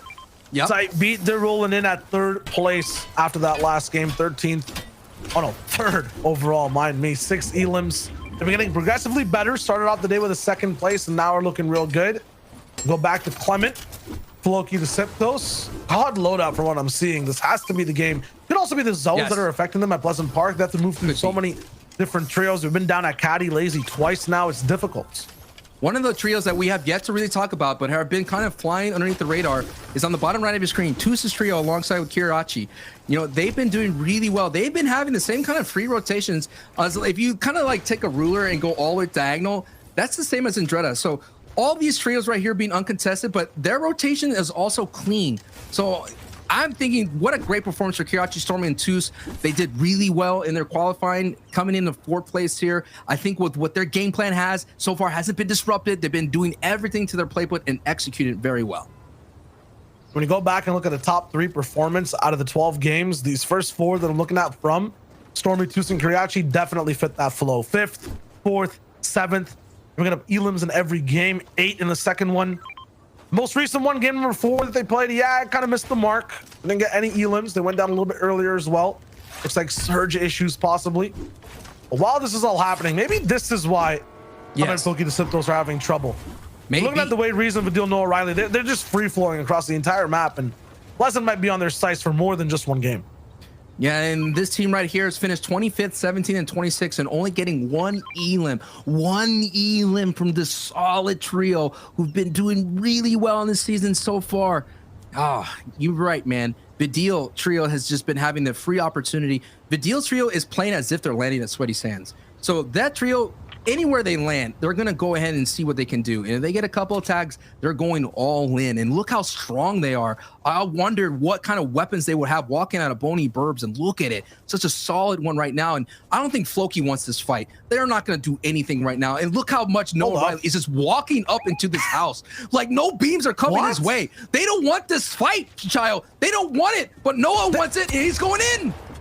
They have to take it regardless. That was the perfect time to go for a 3-way beam, but no one even peeks. Now Noah Riley is going to pick this apart. A hot knife through butter all the way to the bottom of these builds, but he doesn't even want to break it down. Going all the way up, close and personal to Clement. He wants to get inside that box. This man is not only looking to win the fight, but looking to toss some disrespect in the setup. That Floki Clement have. Reason just walks all the way up, and these guys look scared. I'm not sure what it is, but the Symptos left behind. A 3v2 situation.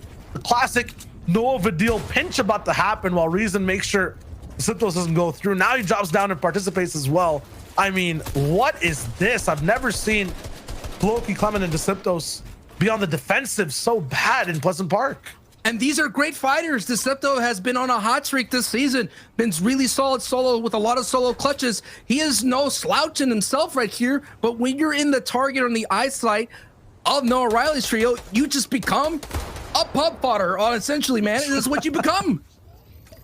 I mean, we keep saying that Pleasant's uncontested, but I guess that's like kind of wrong, right? If this is going to be happening every single game, you're definitely going to be running into a God trio rolling with you, who's looking to fight and looking for that upgrade station around the same time that you are as well. So definitely some issues in the early game that Deceptos has to kind of get over, all inside the same house. No fireflies. Just, yeah, there's the gas canister. I was waiting for something to roll through on the wood builds, and now they're basically on a timer in this house. Gonna have to move through. It'll take a while though, so let's check in with Guild Gamut Trio, Thomas HD, and Nas Flick. Oh no, that's what I'm talking about. When you have position, go for the punish. Nas, I'm not sure how he didn't even lose that shield. Fastroki, Ardent Pizza, looking for revenge. This trio got usurped, I believe, in the last game by Thomas Flick and Nas. They were rolling through all the way on height, or it might have been 2 games ago. They went for big shots, and now they set up a trap to kind of get some revenge. Pizza, though, low on HP, the same as Flick. It's even both ways through. Fastroki, the healthiest of this trio, all the way on height. It's gonna be a rough and very dirty fight. It's isolated, though. No one can really interrupt Sancho. They're gonna see this feud through. You're seeing the engages break on dead side rotations.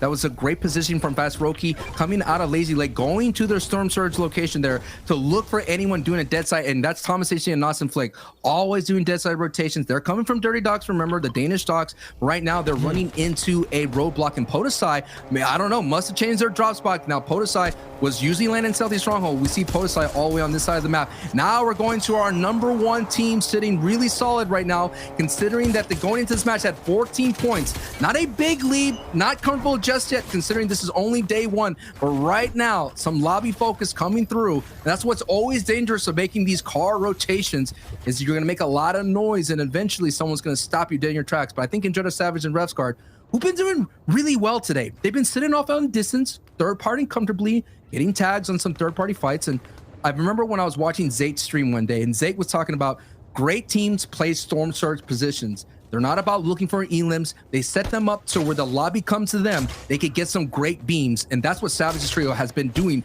so well today. You said they were looking really solid. I like that, but also want to challenge it in terms of the solid being glass. right now with their position, 129 points to 115 from Hen, Genis, and Chapix right behind them. It's a lead, but it can definitely be caught up on. And that trio of Hen, Genis, and Chapix have been taken out, right, in the early game. So it definitely is a chance now to turn that glass into, you know, rock hard stone. The thing is, though, if they slip up this game, everyone can still catch up and make it a close race. For this 2-day type of format, you want first place if you're in that position. Be way far ahead of everyone else. Right now, they have a 30-ish point lead on the third place team. Yeah, we saw for a moment there, Bloomy's trio sitting all the way on the West Coast. That is the Fort Crumpet split. This is one of those circles they have to capitalize in.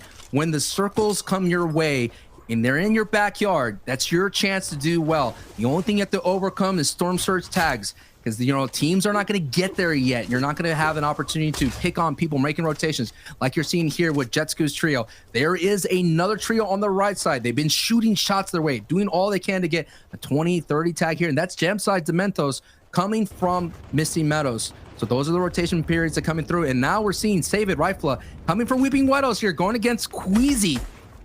The Weeping Wood trio right now in danger, and Queasy and Jerksy, they're like, you know what? We're not going to fight you, bro. We want height. Right now, it's kind of just bluffs back and forth between all teams. Still, though, you know, this one we're talking about on the bottom right, Queasy, Jerky, Trulex. I mean, I just don't feel like they've had a good enough bite out of all the placement points in the Elim so far. Rocking in 7th place, sometimes in top 10, off of high ground positions, off of positions to win the game. I'm not even saying that they've choked, but they've been interrupted. They've been stopped by so many different trios from game 1 all the way to game 4.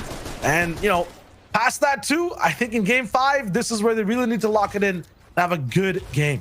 That's the kind of thing you deal with. If you go for high ground, you expend so much mats, and once you get taken off, you get kicked off that pedestal, you're basically instantly in shambles, and any team that's been sitting at mid-ground will look really solid. This dirty fight's still rolling through. And yeah, it's kind of coming in slow for Flick, Thomas, and Anas. You can see the stat on the left side of your screen. Historically speaking, they have slow starts. This is the fastest we've seen so far, even losing this fight. Flick going down. They shouldn't be too shaken up. Rolling in on the 2-day format. Pizza traded. I mean, guys, the zone's gone away. There's a Fortnite game to play, but they don't care. They're still locking in, and they're making sure this feud goes the whole way. And now the distance is Podosai. I have to wonder what Podosai is doing, but he's still a lone survivor, as Thomas HD gonna have to dip into the meat. A new addition into this primal season. Just enough but here, but he's gonna have to get these eliminations to get as much heals as possible, because after this he has a long trek here. Now down to only 7 builds, armed with a purple pump. All it takes is one big shot, a critical shot, and he could survive this. No! Critical shot denied. Fazroki moves on through. What is Bodaside doing? That's what I'm saying, dude! He rolls into the fight. I'm like, yo, cool angle. I guess you were like dodging the storm. Just and like keep going, you're about dude, to pick right? up on an Elim. Was he running away from Wolfies? Maybe I don't know, I'm not dude. even. What is Wolfies doing running into the storm? I don't know. Either way, this is so strange. strange for sure. And he got pumped hard too. So, you know, Fazroki eating even better from the situation. They get 3 Elims, wrap up another. I guess the Nos just went down the storm. Wolfies is now waiting. What happened on this side of the map? 4 different trios losing teammates, running in the storm. It feels like I'm watching an old version of NA West. Yeah, and then Podosai, who has been landing in Stealthy Stronghold on this side of the map, man. Stranger things do happen here in the competitive play for FNCS, but what's not strange is Trulex and Jerky and Queasy vying for height. Now we're taking a look here. Jules is all the way on the coastline. It's a very dangerous position to be, if I would say, because it's really rare that zone. I've never seen an in-game go towards those little islands. I have never seen anything like that. It could happen here today. I would not put it past the zone, but now we see Reason down at the skate park here trying to hold on. Now Wolfies is going up against a prehistoric foe, and that is a raptor, and I think Wolfies is in trouble. Okay, I'm dubbing that the favorite portion of my map. I'm not sure what's going on in this 5th game, but it's clear that a lot of people are having some fun. Wolfie's looking for that last Elim 2 solo player. Spooky. Hey, at least give the Raptor a name for the feed, right? That's 2 Elims in the European FNCS so far that they've had. That could be a big one too for Wolfies, right? This man is somewhat close towards that top spot. He's looking to come all the way through and in. Actually having a much more rougher day now that I look back at it, but I could see the social media posts from Wolfies talking about the Raptor, but you know, no, you're it's not right. even that, man. It's just he was already in a position Yes, where I mean, he was already in tough. shambles. Reason as Right. well. What's going on over here? My goodness. Once again, the pattern continues of these guys having such good starts to tournaments, and then after that, getting so confident in mid-game and end-game fights that they bite off a little bit more than they can chew. Another end game they won't see all the way towards the very end. It's good for the rest of the lobby. They get to be a little bit more calm. But man, how many times can they take this hit before, you know, it gets out of the top 5? It's called fool's gold, child. You hit a little gold, get a little taste of the glory, and you think, yo, this is our day. But when it comes to FNCS, sometimes it is not going to be. You may have a little bit, an hour of the day, maybe. You just got to hold on to those moments as much as possible and let them go so you can not be blinded going forward here by that fool's gold. Now we're taking a look at everybody that's kind of set in for position here for this in-game. And right now, the leader of the pack, Andretta, Mr. Savage, and Revscard looking really good right now, really good. If zone pulls their way, look at that, look at the mini map. They have so many options, as you see right in front of Andretta's POV, to take tags at anybody making their way. Well, they're trying to lead the lobby in points. Trulex, Squeezy, and Jerky are really trying to lead this lobby on high ground. Unfortunately, don't pull a version of zone that they can even work off of. There's another base already built, but I feel like Red Rush has height. It'll be Tomsy actually, who's all the way up top. Once again, the Brave and the Bold all the way up top are looking to have another shot at controlling a game, but it was so tricky when that half and half came in. You know, it doesn't matter where your height position is. If you don't get it, you'll have to move.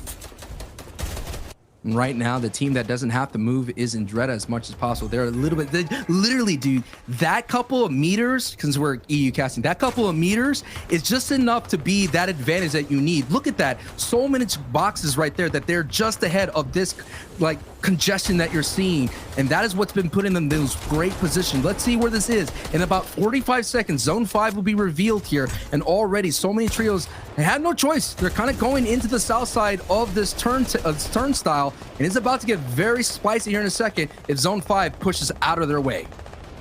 Even spicier for Queasy, Trulex, and Jerky. They're only 50 damage above Surge, and they had high ground for such a long time in one of the zones. So missed a few shots here and there. Don't have as much inventory or opportunity, but Mappy, Red Rush, Exterios, they're there. Oh my. It's not just one What a wipe. community shot rolling in from all 3 players to wipe out a team. That was beautiful. Wow, Stereo. Whew. That was really solid. That was kind of calculated how they were able to do that. And vital, because Storm Surge, now they're 226 above. Let's see where Zone 5 goes. Let's see, Shio. It kind of goes, I'm kind of seeing where everybody's rotating through. And right now, no one's really making movements right now. And there it is. The zone has been revealed. It's right beside what looks like Queasy, Trulex, but here comes that Storm Surge rolling in. Looks like they might just be the only ones inside, but have to take shots. Stompy goes down. Revscard, Savage, and Andretta will have to slightly move, but aren't too far away. They can bar so many trios coming in. Still 52 players left alive. 2 need to go down for the Surge to stop. Savage doesn't care about the lightning through the skies. There it is. Another big strike on the Shadow. This is the trio that's in trouble. They land one more shot. They have a chance for Stompy to survive, but Joe's gonna get picked up as well. It's gonna be looking real bad. They're out of AR ammo. Not sure what more they can do from their spot above them. Exterios, Mappy, they move over. Boom, Percival, Tomsy had height. They have to now operate off of low ground to take another big spot. Shadow's still down. The revive taking a long time. No, he got picked up. Stompy got sniped down. They went back through below on Surge, taken out once again on the backside. Trulex, though, yes, they have height. Jules and Sun, again, are up to the stars with Zeku. They're also contesting and saying, we want control of this game. Trulex has another opponent that this time they can see and hopefully strike down. 4ZR's trio right now on the low ground, right next door to Savages. No doubt Savage is not on that same layer, understanding that there is a dangerous trio on it. Now Zone 5 is about to close here, and we're already seeing Jules and Jerky here going to go for height. Where the first movement goes through as Ovation's Knight gets taken down. The great defense, the height awareness right now, that may be enough for them to hold on, but Jerky sees all this going across the way, and Jules' son and Zico, they have to give it up. They have to give it up, and it goes away from them. So it's okay that they lost height because they have to move, but Trulex, Squeezy, and Jerky right now have to make some decisions. That was the 7th and 8th place team having 2 different bases battling for height. As they look up in the skies, aerial warfare down below on land. The soldiers all the way on 2 different fronts. Savage and Refsguard are down. It's up to Andretta to clutch this out on his lonesome. Unfortunate for him, they have a few eliminations to make this a game that's actually worthwhile. He could clutch here, but man, only 100 effective HP to work with. No extra heals available in the inventory either. This is trouble. 6 builds and armed with a green pump. Oh my goodness, sneaks in some shots here. Now working on the bottom side, looking to trip up the trio right above here. Gets a knock on Fusion. Big time. That's going to be enough for that Siphon. That kind of answers that question there. How they get the heals here, so now he's picking axe his way through metal. What that Elam, or basically Knock, did, he's not going to get the full Elam for the moment, is put him ahead of Surge. So he has a chance to survive. There's the full finish. It comes in at the perfect time. The Siphon putting him back up to 55 HPs on the backside of zone. Can only take 3 more ticks. He finds a breath of fresh air, drop down back into the builds. He saw glory, freedom for a second, but is imprisoned once again by bullets from Savin on the side. Unfortunate for him all the way on the zone side of this game. Sun taken out on the back as well. Trulex, Squeezy, and Jerky. Definitely light shining for them on height. They have no one to interrupt them for the moment. This could be their game to break into the top 5.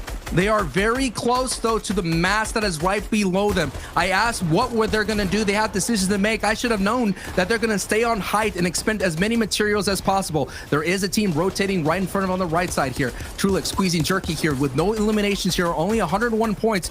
They have to get some eliminations to move up the leaderboard, considering they're in 7th place here. An opportunity to get that victory royale is right here. They could seize the moment here. Highcrest getting bullied right there on the backside of Storm. Screwy Expert right now making their way through. Trulex and Queasy and Jerky do not see them. Remember, we have the ability to see x-rays, so they're not be able to see. They're just kind of using their experience to understand where people come through. Mappy, even second from height, gets taken. Actually, he knocks Kaiser. So Mappy almost had an opportunity to take it, but now he has some dealing with on the other side underneath him to deal with. 4ZR, a solo here with 2 elims, total for the team 6. Tayson and Nate are all watching 4ZR to see if he can clutch as zone goes south. Started top 10. He's also looking to go towards the top 5 slot and go in the last game of the tournament after this one with a very, very sizable gap between everyone between him and below. As the Symptos gets a few more eliminations, there's so many solos available on the downside. Trulex, Squeezy, and Jerky, I feel like are the last trio who are still surviving. Mappy put in the blender, completely taken out on low ground. Sapphik is all the way on the front side, but Queasy and Trulex are not stopping the pressure. 4ZR as a solo player, still on the back, wall to wall against Jerky, but he doesn't get to be seen just yet. A reverse ramp edit makes enough space for him to drop down and reposition. That's glorious. Look at the edits and the builds coming through. He finds another layer where he's uninterrupted. No one's on it. Somehow he has so much freedom to just chill, let the placement roll through, but he'll have to act towards the end of this game.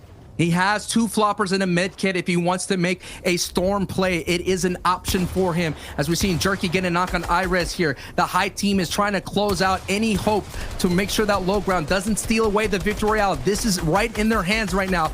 Big beams right on time to Stormy's head right now. Trulex has to be satisfied. That is Queasy knocks Siberia, confirms Siberia. Here it is, a top 3 situation, and beams go through, and in a blink of an eye, Queasy, Jerky, and Trulex get the victory royale. I thought that was going to be a drawn-out fight, but a couple of beams going everybody's way, and Trulex gets the victory royale. And as well, like I said, elims matter a lot in a 12-game set. That's the second time in that game we also saw one edit and moment come through with multiple shots that got, ended the fight or the game. That game, though, it was a top 10 advancement. We'll see exactly where they land on. We'll throw it over to Zeke, Levin, and Reese to see exactly how the leaderboard looks. Thank you guys so much. And as always, you guys are killing it, or eliminating it on the broadcast. Don't worry, I saved it.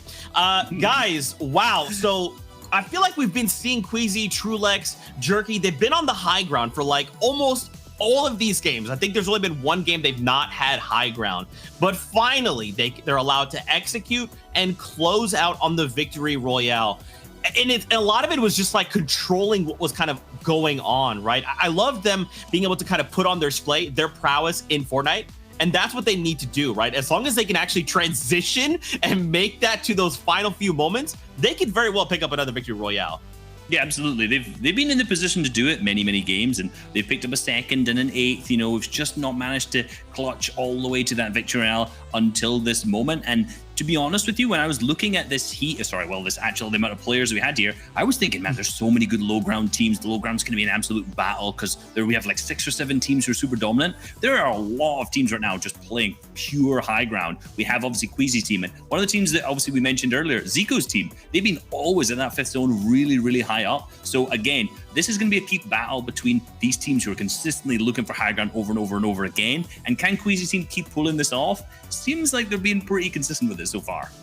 Yeah, their 5th zone positioning has been phenomenal. To be in a position to almost have high ground in almost every single game you play is insane, right? There's clearly a lot of thought put in there, and I think we know this from them. We know that this is what they're going to do. We know they're going to have these games where they will eventually just get the victory out, because you go for high so many times, eventually the lobby is going to have to let you have it. And this was their game. Can they have more of these kind of games, right? That's the big question. I think you look at their match history in other competitions, all the time you see a lot more consistency in terms of maybe, you know, a couple 5th, 6th, 4th, those kind of things. Can they sort of get to that now? I think that victory royale pushes them forward and maybe gives them that confidence going forward to continue to have these kind of good games. That's all you need, right? Confidence to just make sure you can execute upon your game plan, and that will help you make or break those moments. But boys, we're seeing a lot of shakeups coming into the leaderboard after game number 5. And specifically, what happens when an unstoppable force meets an immovable object? Talk to me about our last season's trios champions. Look, Janice, Hen, Chapix, we've seen this fight over and over again, but it has not gone this way for them yet. And if you look at that exactly from High Chris's POV, right, this is they managed to both drop on the same gun going for it, but because the slightly better drop from High Chris, he manages to pick up this elimination. If we move over to Hen's POV, you can see him now trying to scout out being on the high ground on the roof, but it doesn't yet again work out for him because fantastic movement and peaks to approach that roof, right? Hen thought he had the advantage on the high ground, but notice this from High Chris, right? He moves up and notice where he is right now. He's on this right-hand peak from this wall, and the movement here is absolutely beautiful. Rather than jumping out and making it a 50-50 with Hen's team, he actually jumps up and to the left. And if you notice, he completely stays hidden almost, and this allows him to get a huge tag off on Hen when Hen doesn't manage to hit him back that much at all in trying to counteraction for it. See? Beautiful. And then High Chris again, good movement to drop down, come up behind and hit the big shot. And then, you know, from Vortex's POV, it's now a 3v1 because these guys have done a really good job off spawn. They get the shakedown. They see Chapix trying to get out of there. He's trying to leave. He says to get any points we possibly can from here, but it was not enough. Unfortunately, Chapix does go down and get eliminated. So this is a real shakeup because we've seen these guys win 4 of the 5 fights so far. So maybe this is a bit of momentum that they need to start climbing the leaderboards. Yeah, and maybe that's the hope they needed, right? I think if they had finished today losing 6-0 off spawn, that's where you sort of consider the next day, yeah, guys, it's not going too well, maybe we leave. So hopefully that's the confidence they need to maybe stay in this one. You can see the leaderboards though. Refscott and Jetta and Mrs. Savage remain on top. And look, this is a big sign of things to come for these guys potentially, right? We saw last season what happens when you're at the end of the first day. It doesn't necessarily remain that way. So can these guys go into that next day and continue to say that? I say that at the top and comfortably, but 4 points separates them between Red Rush, Exteriors, and Mappy. And that's literally, what, 2 eliminations, really? So fine margins here coming into that final game. But the teams who have stepped up today, you know, have really been impressive. They provided for some of the best entertainment we've had all season. Yeah, and that's what happens when you get the best of the best trios all fighting against each other, all being in the same lobby together. And what is kind of disappointing from this is we have seen Vadil, No Riley Reason, go from first after game 1 to kind of really slowing down and not keeping that momentum going all the way down to 11th. Am I too worried about this for these guys? No. Not at all, because if you remember back to last season, these guys are not a consistent team in terms of their placement, but they're just going to have another victory royale with 15, 20 eliminations at some point, do something absolutely mad, and we will see them just fly up the leaderboards. Like, that's what their playstyle has always been about. They'll win one game, maybe even another one, and have a really high elimination other game, and I do not think we're going to keep seeing them on this second page at all. I do think these guys are a bit on form. That's crazy to think that that's like a reasonable thing for them. Like a reasonable, yeah, we'll just get a 20 elimination game and go about our day. Bro, that's what I was going to say, though, because we see that a lot from a trio that, like, they get the first win and then they just peter out. But for these guys, that's probably the best case situation for them, right? So we'll have to see but 1 game left. This is it. Finally, we're here. We're going to set the stage going into tomorrow, so we're not going to waste any more time. Sancho West Shy Wager, game number 6 of the FNCS Finals starts right now. If this was a one-day tournament, Savage, Refsguard, and Dreda, they would be on top, Sancho, and it would not be a close race either. They've done so well entirely rolling in. Yes, it's kind of a 4-point difference, but they look so much more consistent than every team behind them. I feel like they have what it takes to run out this day, these 6 games in the first place slot. Absolutely agree with you there. I know they're my pick, but they're more of my pick because of their circumstances of having a free drop spot and at the same time, Mr. Savage's ability to clutch. But hey, and Dreda and Refsguard as well, been putting in the work alongside with them. But this trio right here, Mappy doing the Cammy split, have been putting in the work, kind of flying completely under the radar. No predictions picked for Red Rush and Exteriorize and Mappy, and they're looking really solid right now, considering they're in 2nd place. They're a team that does not like to play for height. They kind of sit in the mid ground, and that is why they've been avoiding all the chaos down the low and been surviving all those high ground retakes. And now a team now has to do a little bit more survival here, fighting for the ride here is Blaster Alpha Nikos. Nikov Alpha Blaster will roll in. If you're looking at all these types of big names with Crazy saving on the side as well, why aren't they all the way in the top 5? What happens? What's the difference between, you know, Red Rush, Exterios, Mappy, Crazy, Trulex, and Jerky, and these 2 trios? Well, it's just the drops. These guys are forced into a fight every single time. It's been going on for all 6 games here in Weeping Woods, and if you end up winning just half of them, you only end up playing half the games compared to everyone else. Unfortunately, because of this, both these trios are just now so much more bad. 47 points rolling in for Nikov. Savid is picking them off as well. It's just trouble. This is what we're seeing here, the inexperience of Blaster Trio landing in Weeping Woods. They have no other options but land the main cabin, and now they're being pinched from someone in rolling in a vehicle here. Blaster, Alpha, Nikov. I'm expecting this trio to make adjustments as Rifle is coming into this fight right up in it with the car, and Blaster is just too much to handle as Crizzy, Save It, and Rifle wipe out that trio. But that's the thing is, if you're not experienced at the drop spot, what do? Okay, we're gonna go to the main cabin. We know that's what the Weeping Woods trios do. And who's there? Save It. We all thought going forward, I remember Reese kind of looking into this fight, they thought that they were split it east to west. That's usually what happens when 2 teams are landing into Weeping Woods, but that's not happening at all. But what is happening, fireworks are still happening at Craigie Cliffs. 10 down again, but a quick trade on the Vortex makes it a 2v2. Knight and Chapix gonna be head-to-head. Janice is gonna be on the side as well against High Chris. Big fight brewing up, and they have total control of low and height from the side of our FNCS champions. High Chris, though, is getting close and personal, almost retaking it all the way up top with Brick. It's gonna be very hard to shoot down. Janice and Janice and Chapix, excuse me, are gonna be right there side by side all the way on height. Knight is trying so hard to get all the way up top. High Chris, haircut a little bit there on the jump. You got to be very careful because Chapix and Janice are frustrated. They're ready to just clap back on this fight. They've only lost this duel once today, and they're not trying to have that mistake happen again. Here goes Chapix down again on the hunt. The chase sees Knight on the side, doesn't care. He knows that Hikers is out of mats, and there it is. The big pickup. They'll let Hen run out for now. They have the reboot close by as well, still making this a 2v1. Chapix is not stopping with this purple pump. He's still just hitting shot after shot. It might just be 30. But if you hit it 35 times, the damage adds up, and now Knight is on the retreat.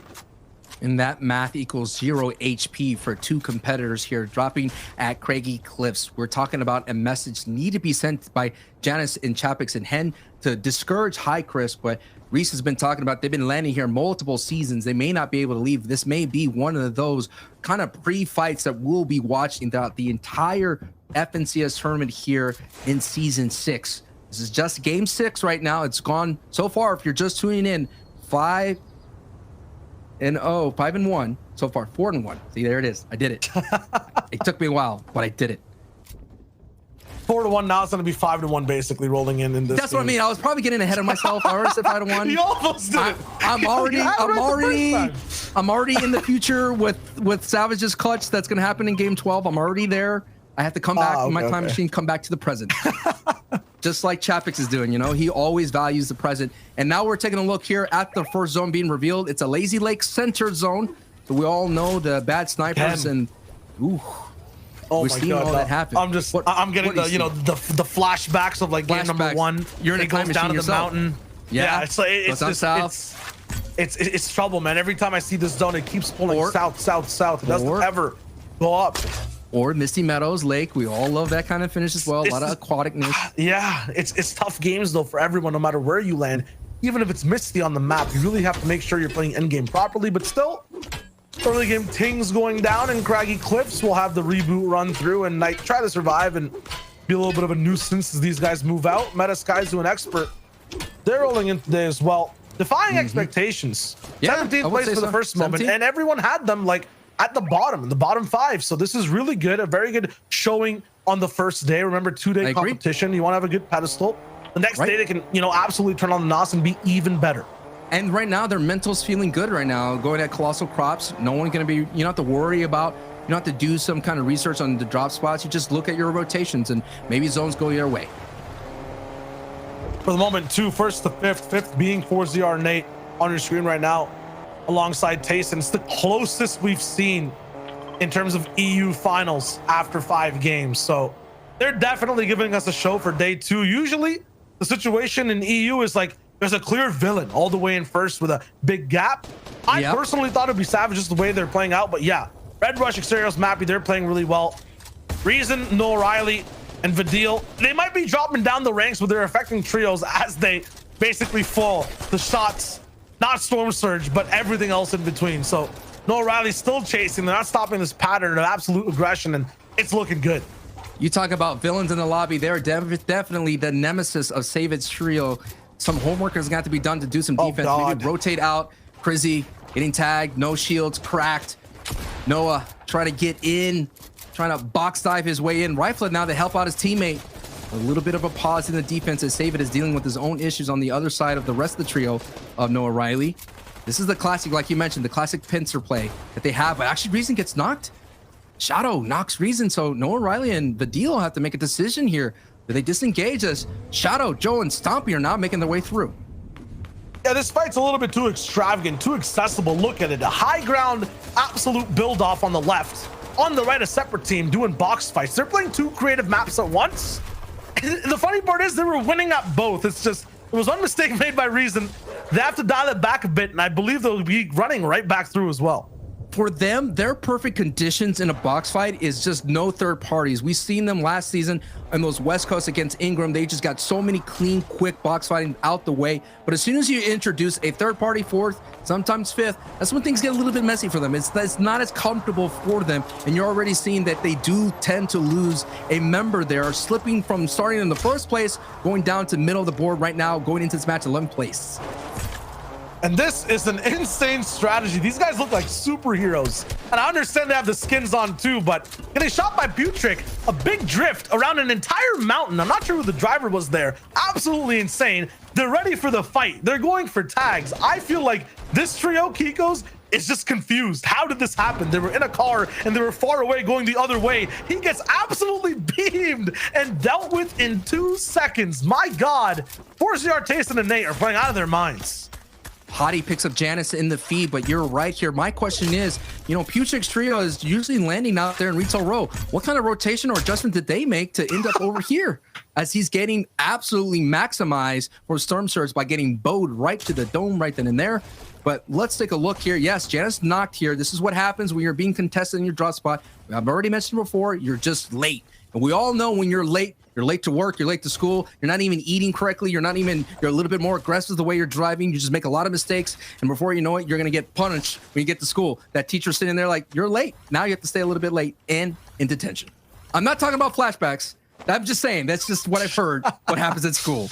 Very, very I was a good student. I was a good student. I was a good kid. Overly descriptive though. So hey, I don't know. I'm not going to challenge it. I believe you. Say it. I'm a good kid. My man had accuracy on that one. Okay.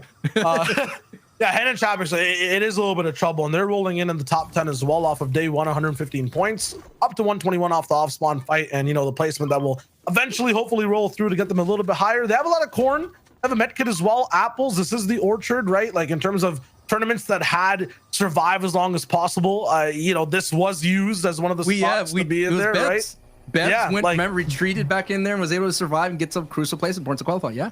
Yeah, so it's like it's a very good spot to be in if you're in trouble, I guess. It's the worst or the best of the worst on the map. So good for them so far, but I wonder how much they're gonna get. Right now, if you're looking at, you know, just claiming space in the game, really trying to move up and be proactive, I feel like 4ZR, Tayson, and Nate are doing exactly that. Ditch the car, move up Caddy Mountain. They've seen this zone before, they know where it goes. Percival, Bloom, and Tomsy will do the same thing they've done every game we've seen so far, make an early base. While that happens, Kaiser, the Rift, oh, it's Hellfire. They come rolling in, and just like Nate, 4ZR, and Tayson did the Kiko before, it's not a drift this time. It's a parachute fly-in that gets them beamed, caught by surprise, not engaged though, so they'll be able to play out the rest of their game. What a smart use of that rift you could get. You could use gold. We haven't talked about that in-game currency. They purchased that rift right on the south side Lazy Lake, and they pushed right on through and pretty much cut a dangerous rotation considering they had to use materials to go up it. But now Kaiser just gets beamed down from 4ZR named Tayson with the triple spray, and Bloomy's trio is watching this from a height. That's why 4ZR has to protect their head, but that's a huge knock that they get from Kaiser, and they get all the way through. And wow, Tayson, Nate, and 4ZR, 130 points. They may be able to finish the day in the top 3. Game 6 effect. It doesn't matter if there's 12 you have to play in total. On that last game, you'll see certain teams playing past their potential, playing absolutely insane. And that's exactly what Tayson, 4ZR, and Nate are doing right now. Up in Caddy Corner, so many trios around them. They're still finding a way to get so many close personal eliminations. Look at the status of the lobby, though. Look at the game 5, Sancho. We had so many storm fights. We had like 61 people going into the 5th zone and so many less teams playing overall. Now, 30 teams still alive. Only 2 have gone down. Even though all these picks that Nate, Tayson, and 4ZR are getting is just 1 player or 2 players per trio. Everyone wants to survive and play out this last game.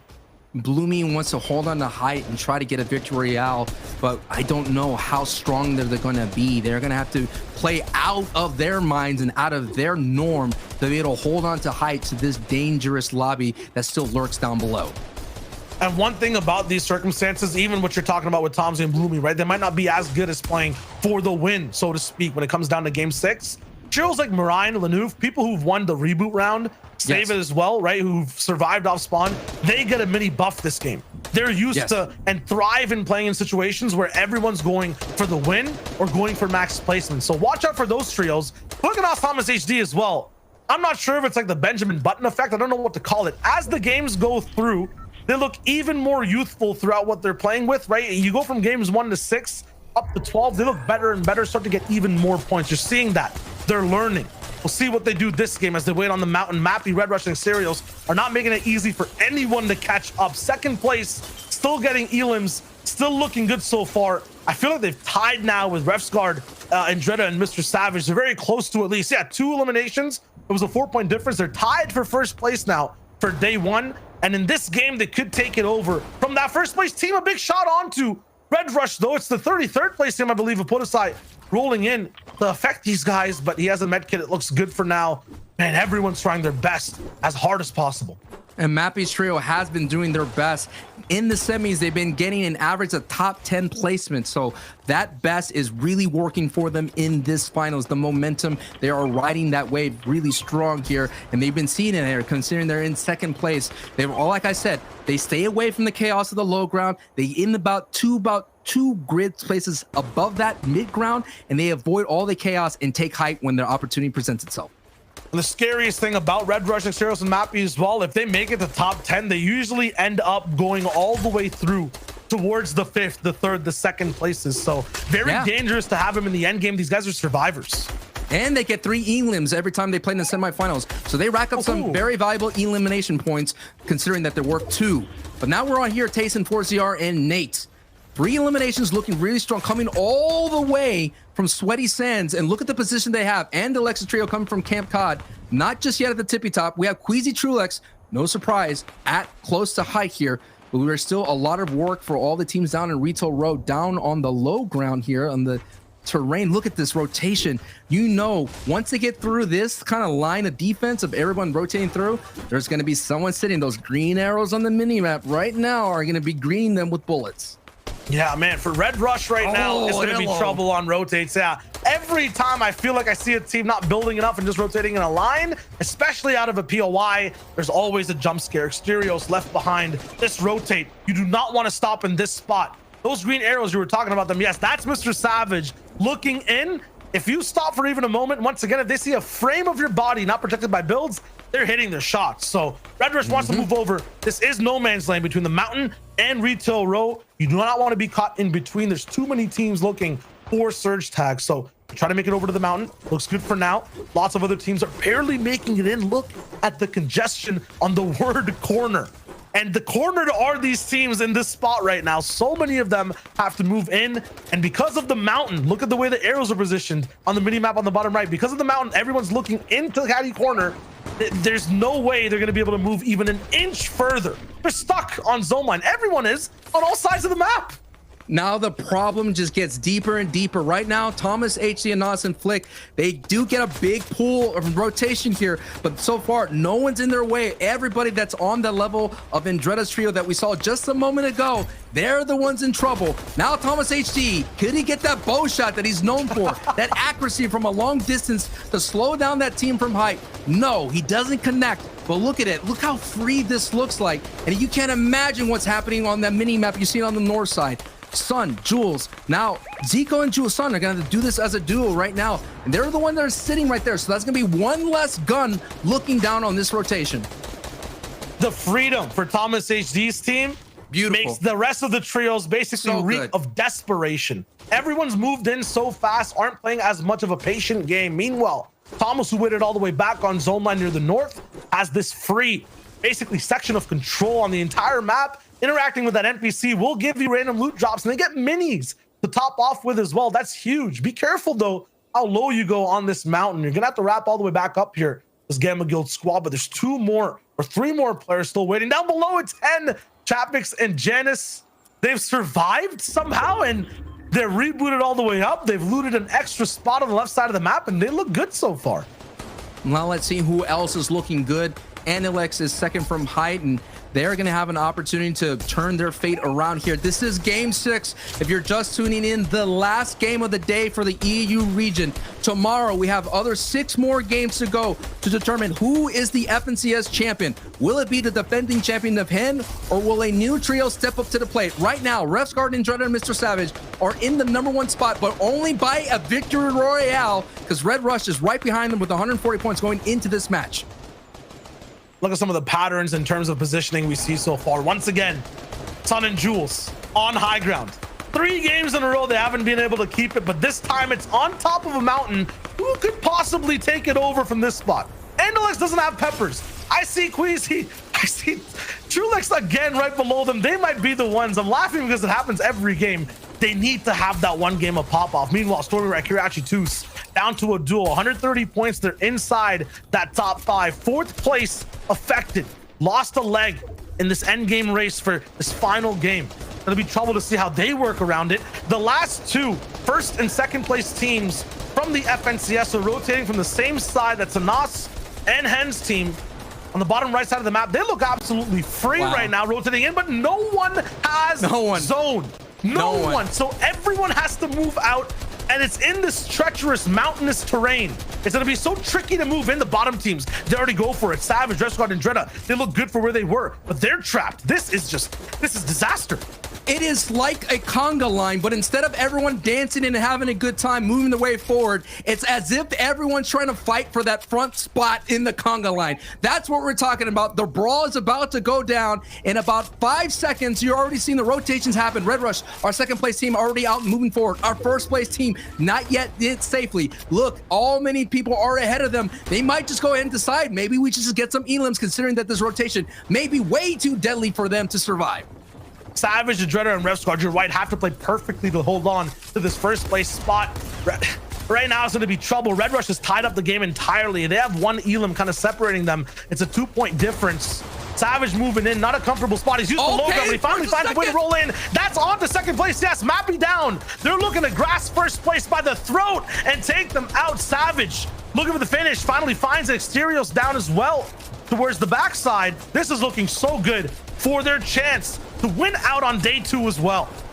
Wow, what it would be a statement to be made to the EU region that come out on top, a newly formed trio here with 2 elims and great positioning. They're playing patient down on mid ground. I was talking about Sun and Jules all the way on height. It looks like Queasy, yes, did go up and overtake them while they were going for, you know, that baseball game of putting your hand over the other hand on the bat over and over. Yep. It looks like Fastroki has high ground as well now somehow. Jerky actually gave it up to move fast ways in. 6th zone, the zone's already moving. It's going way up the highest mountain available on the island. You have to stay ahead of it. Even popping a mini like Tayson is right now could ruin your game. This is what we're talking about. The fight for the top of the mountain. The king of the hill right here will be able to walk away with game 6 as all these trios are doing in 12 games to be the kings on top of the EU mountain. Savage, Resguard, and Dreda still late on the rotations, but no eyes looking their way. Look at their mats. So much has been expended down to the soft match as you're seeing Zako take a knock on Flois here. Here we go. Pizza and Fastroki here on the height. Tayson up there from second from height, but Stacey is there as well. Can Pizza, Fastroki, and Ardent hold on? They are now at the top of the summit and they're gonna turn and burn, but so many trios are right behind them on their back step here. Ardent, Fastroki, Pizza are sitting on height. Jerky, Queasy, and Trulix here, not an opportunity to take it, but Analix is just right there. He might be able to sneak up from the backside. Everyone's found their footing on this mountain, but the incline's making everything look so slippery. Thomas HD, he gets wrecked. He falls to Wakey.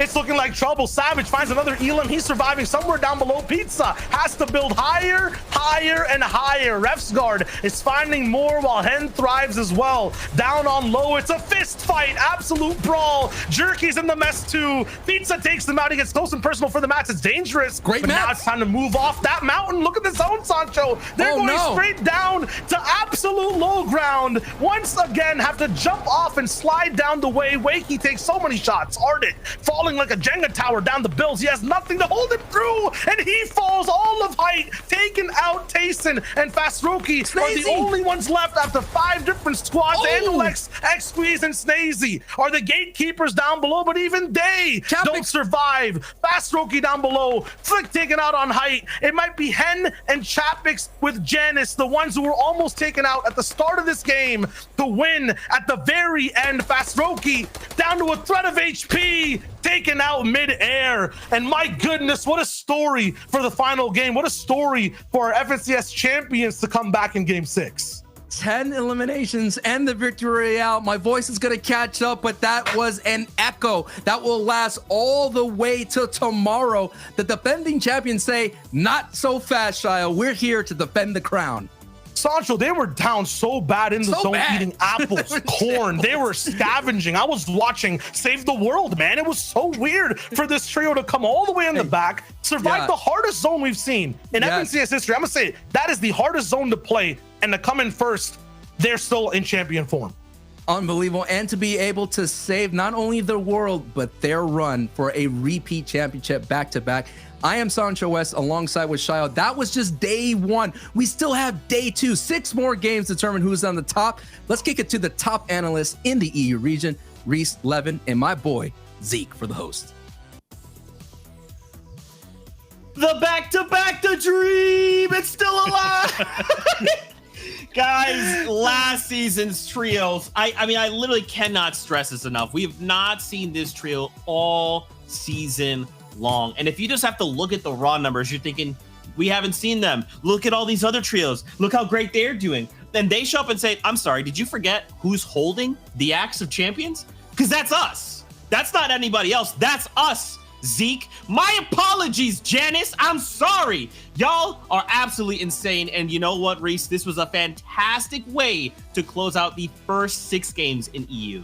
Yeah, it was really, really good to watch. It was actually very, very similar to game 1 because obviously we saw pretty much exactly the same zone coming from that mountain, moving down to Camp Cod. However, it was a bit mirrored for our team, right? Because we noticed in Janice Champix in that last game, we were one of the teams who were stuck on the high ground, who got shot out, who fell down to Vidil and Noah Riley in game number 1. Game number 6, they've learned their mistake. They knew exactly what they did wrong in that game 1, went straight down all the way down to the low ground, and they were the ones in that commanding position purely because of the huge change in verticality from there.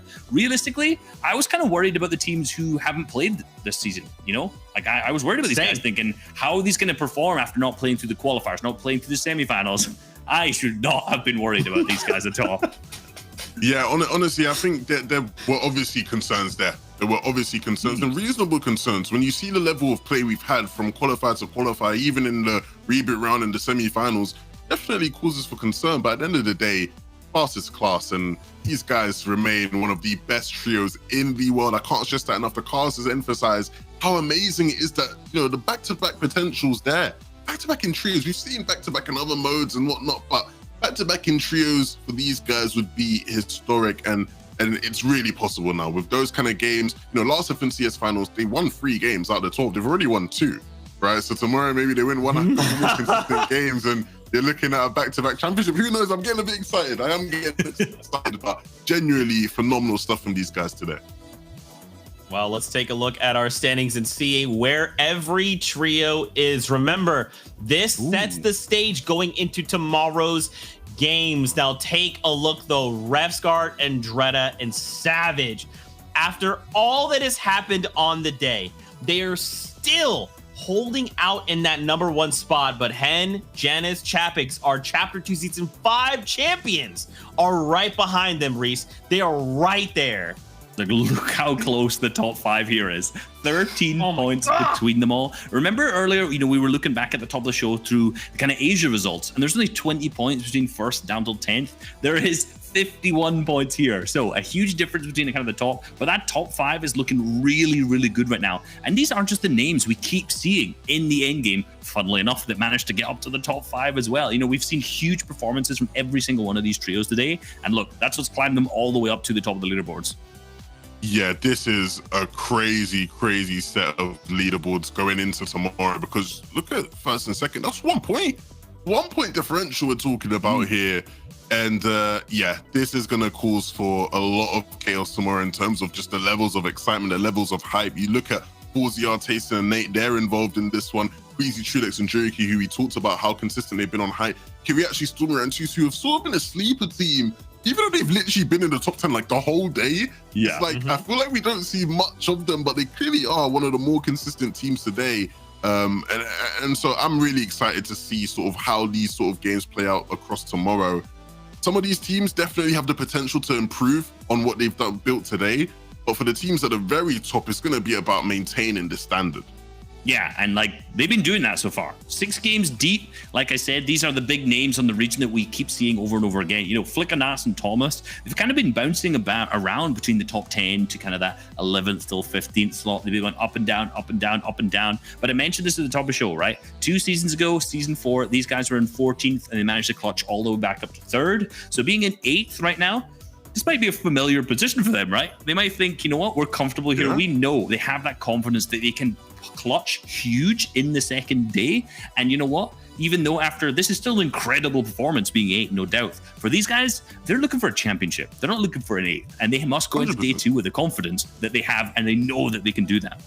Yeah, and for that trio in particular, the one thing that sort of has surprised me about their performance has been games where we've seen them struggle with Surge. You mean to tell me these guys can actually now go away, come back tomorrow, and just, you know, sort of plan out and avoid these issues that they've had with Surge out of 30? These guys will be fine. These guys will be fine. So look, I'm excited to see who's done sort of well. Let's take a look at that next page though, right? Because beyond the top 10, there have been a couple other teams who have impressed us, right? The likes of Joe, Stompy, and Shadow, who have won a game today. Same thing for Noah Riley, Vido, and Reason, who I want to highlight these guys in particular because they started off the day well. They started off the day, you know, how you mean to finish is what I referred to it as earlier, winning that first game. But since then, it's been a downhill spiral for them. And it's funny because they're next to another team who you'd expect to be doing a lot better in Anderlecht Nation X Squeeze. Yeah, absolutely. And I think we've not really talked about Anderlecht Nation X Squeeze much. They've made sure they didn't have an ego about this drop, right? We know these guys are really, really good at Catty Corner, and that's where they've been the whole season. But Zico's team was very, very focused on landing there, so they kind of dipped out. They said, we're going to go Weather Station, we're going down to Camp Cod. And you know what? So far, it's not necessarily been too great for them because, again, these are guys who are looking for a championship title, not necessarily guys who are looking to be down in the middling, right? Not necessarily being down here. Same with kind of Noah, Verdeel, and Reason as well. So I think day 2, we could see some kind of strategies change up. You know, Anderlecht's maybe going going back to Catty Corner, maybe a bit more of a 50-50 drop. I don't know. I'm not necessarily think that's the right play, but maybe we'll see it tomorrow. Same with Vidil and O'Reilly. They might struggle with their surge a little bit today, so they might go and fight some other team instead. Reese, it really frustrates me with that trio in particular, because Anderlecht Nazic squeezed a characteristic of some of the best teams in the game is that, you know, they will stick with their spot. They garner that respect, and seeing a top trio like them back off definitely alarming, and it hasn't necessarily paid out for them. Regardless though, we will come back tomorrow. Let's take a look at the team who has really been in the spotlight today. Refsgard, Endretta, and Mr. Savage. What a day it's been for them. You know, we talk about Mr. Savage finally getting that first FNCS championship to sort of, you know, put in the collection of accomplishments he's had so far in his career. Same can be said for the likes of Endretta and Refsgard. These guys have been phenomenal today, Reese. They haven't. You know, like I, like many people, I say Mr. Savage is the best solo player in EU. You know, I've done a statistical analysis. Yeah, it's an opinion, but I've done the statistics to back it up. But he's proving right now today that he not only is that, he's also one of the best team players in the world, coming in first after that kind of day one. So playing so well with Refsgard and Endretta as well. And you can see the stats straight up. Elims versus the top 10 teams. They've had 17 Elims total against the teams who are in the top 10 currently, which is huge because these guys are knocking out people who are super important in their own games. Same with full trio Elims. They've had 4, so they're wiping out 4 full trios, which may not seem that much. That does mean that they're actually committing fully to the fights after they get like a tag or maybe a single knock on a body somewhere, that they're fully going in for that and claiming those points. Remember, it's 2 points per Elim, so they're really capitalizing as much as they can off of the advantages that they get earlier on. Yeah, and you can see here they had 5 top 10 games. You know, 5 out of the 6 games coming top 10. Isn't too bad whatsoever, and the average placement of 8th there as well. These guys have been incredibly consistent, but we keep on referencing this. We've seen that in the past. Last FNCS, you saw a similar thing with Cammy's trio. They too, they weren't able to sort of keep that standard. We take a look though at game 1, bringing it all the way back to that first game. What a win it was for Reason, O'Reilly, and Vidil. You thought that they would come out and continue on this pace. You thought they were going to come out today and sort of, you know, consistently have these pop-off games. It hasn't been that way. It's been the O'Reilly, Vidil, and Reason of old where they have a pop-off, but things sort of filter out from there. Yeah, hopefully they get more pop-offs tomorrow. Like I said, 2 days, plenty of opportunities to do so, but a team that has been popping off through all 6 of the games, Savage, Refsgard, and Drea, we mentioned them already. And this was game number 2 that they won by Mr. Savage using the heal-off strategies that we already mentioned and went over, we saw on the broadcast, taking a single tick to zone, using the medkit instead, and then the corn in the inventory, which isn't necessarily something we see too often, but I think we've been seeing a lot of corn plays. You know, I make a lot of memes about the cabbages, but we've seen a lot of corny plays today, if I may say so. Anything you need to win. Anything you need to win. Zeke's loving that one. Yeah. Plays. That's a Zeke classic right there. That's his kind of joke. That's Zeke's kind of joke. Look, Stompy, Joe, and Shadow have been no joke because when they won this game, it really sort of solidified them as a top dog in this lobby. You know, they are one of the dominant height teams, and they have the potential to have games like game 3 where they will just sort of win out from height. You see Tayson there crawling around below. He stands no chance when these 3 are up on height and healthy. You can see now they're going to just drop down and sort of close out the game. Stompy hitting the pivotal shots. Like, these guys are a real threat coming into tomorrow. They are, but they only capitalized on that one game, and that's what he mentioned about their inconsistent strategies going for height. But again, people who have consistently managed to capitalize on those games, Hen, Janus, and Chapix, this was their first victory royale of the day, game number 4, after this was them winning 4 off-spawn fights in a row, and they were kind of finishing that off in real fashion. Obviously, the game 5, they ended up losing off-spawn, but game number 4 here, this was massive. This was definitely, I think, a pivotal moment for me and you, because we look at this and we go, these guys could win. They could win the whole tournament while being contested, and this in EU is something completely new. Yeah, 100%, right? Like for this team to sort of, you know, come and win a back-to-back FNCS. It's funny, right? Because Guild have Guild have one of the few back-to-back FNCS champs there is in all of Fortnite, and for them to have 2 more on their roster would be pretty funny, right? It would make sense. But look, this game here, Queasy, Trilex, and Juriki, they were really consistent today in terms of being, you know, a threat on high ground. They finally were able to get that victory royale that sort of cemented them in our minds as being one of the top teams of today. It's just about whether they can do it again tomorrow.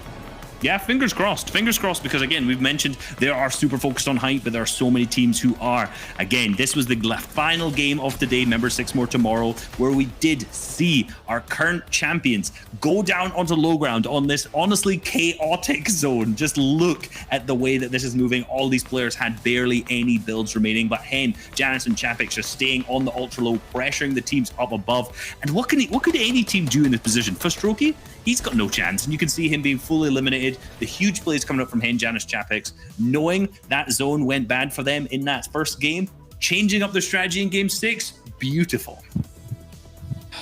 Man, what a fantastic first showing of the finals here in Europe. But that about wraps up the competition as far as day 1 is concerned. I know, I don't want to go either, Levin, but don't worry, we'll be back tomorrow, same time, same place for the final 6 matches in EU, where we will crown a new trios champion. Could that be the back-to-back? Or could someone new step up? Could it be Savage? Who knows? Tomorrow, we will find out. Don't forget, as you guys are watching, we're going over to NA East. That will begin very shortly. We've got 6 matches there. We've got 6 matches in NA West. So make sure you're coming on through and keeping up with all the action, because it will not disappoint. As always, Fortnite fam, we love you. We'll see you tomorrow, and we'll see you on the Battle Bus. Beep, beep.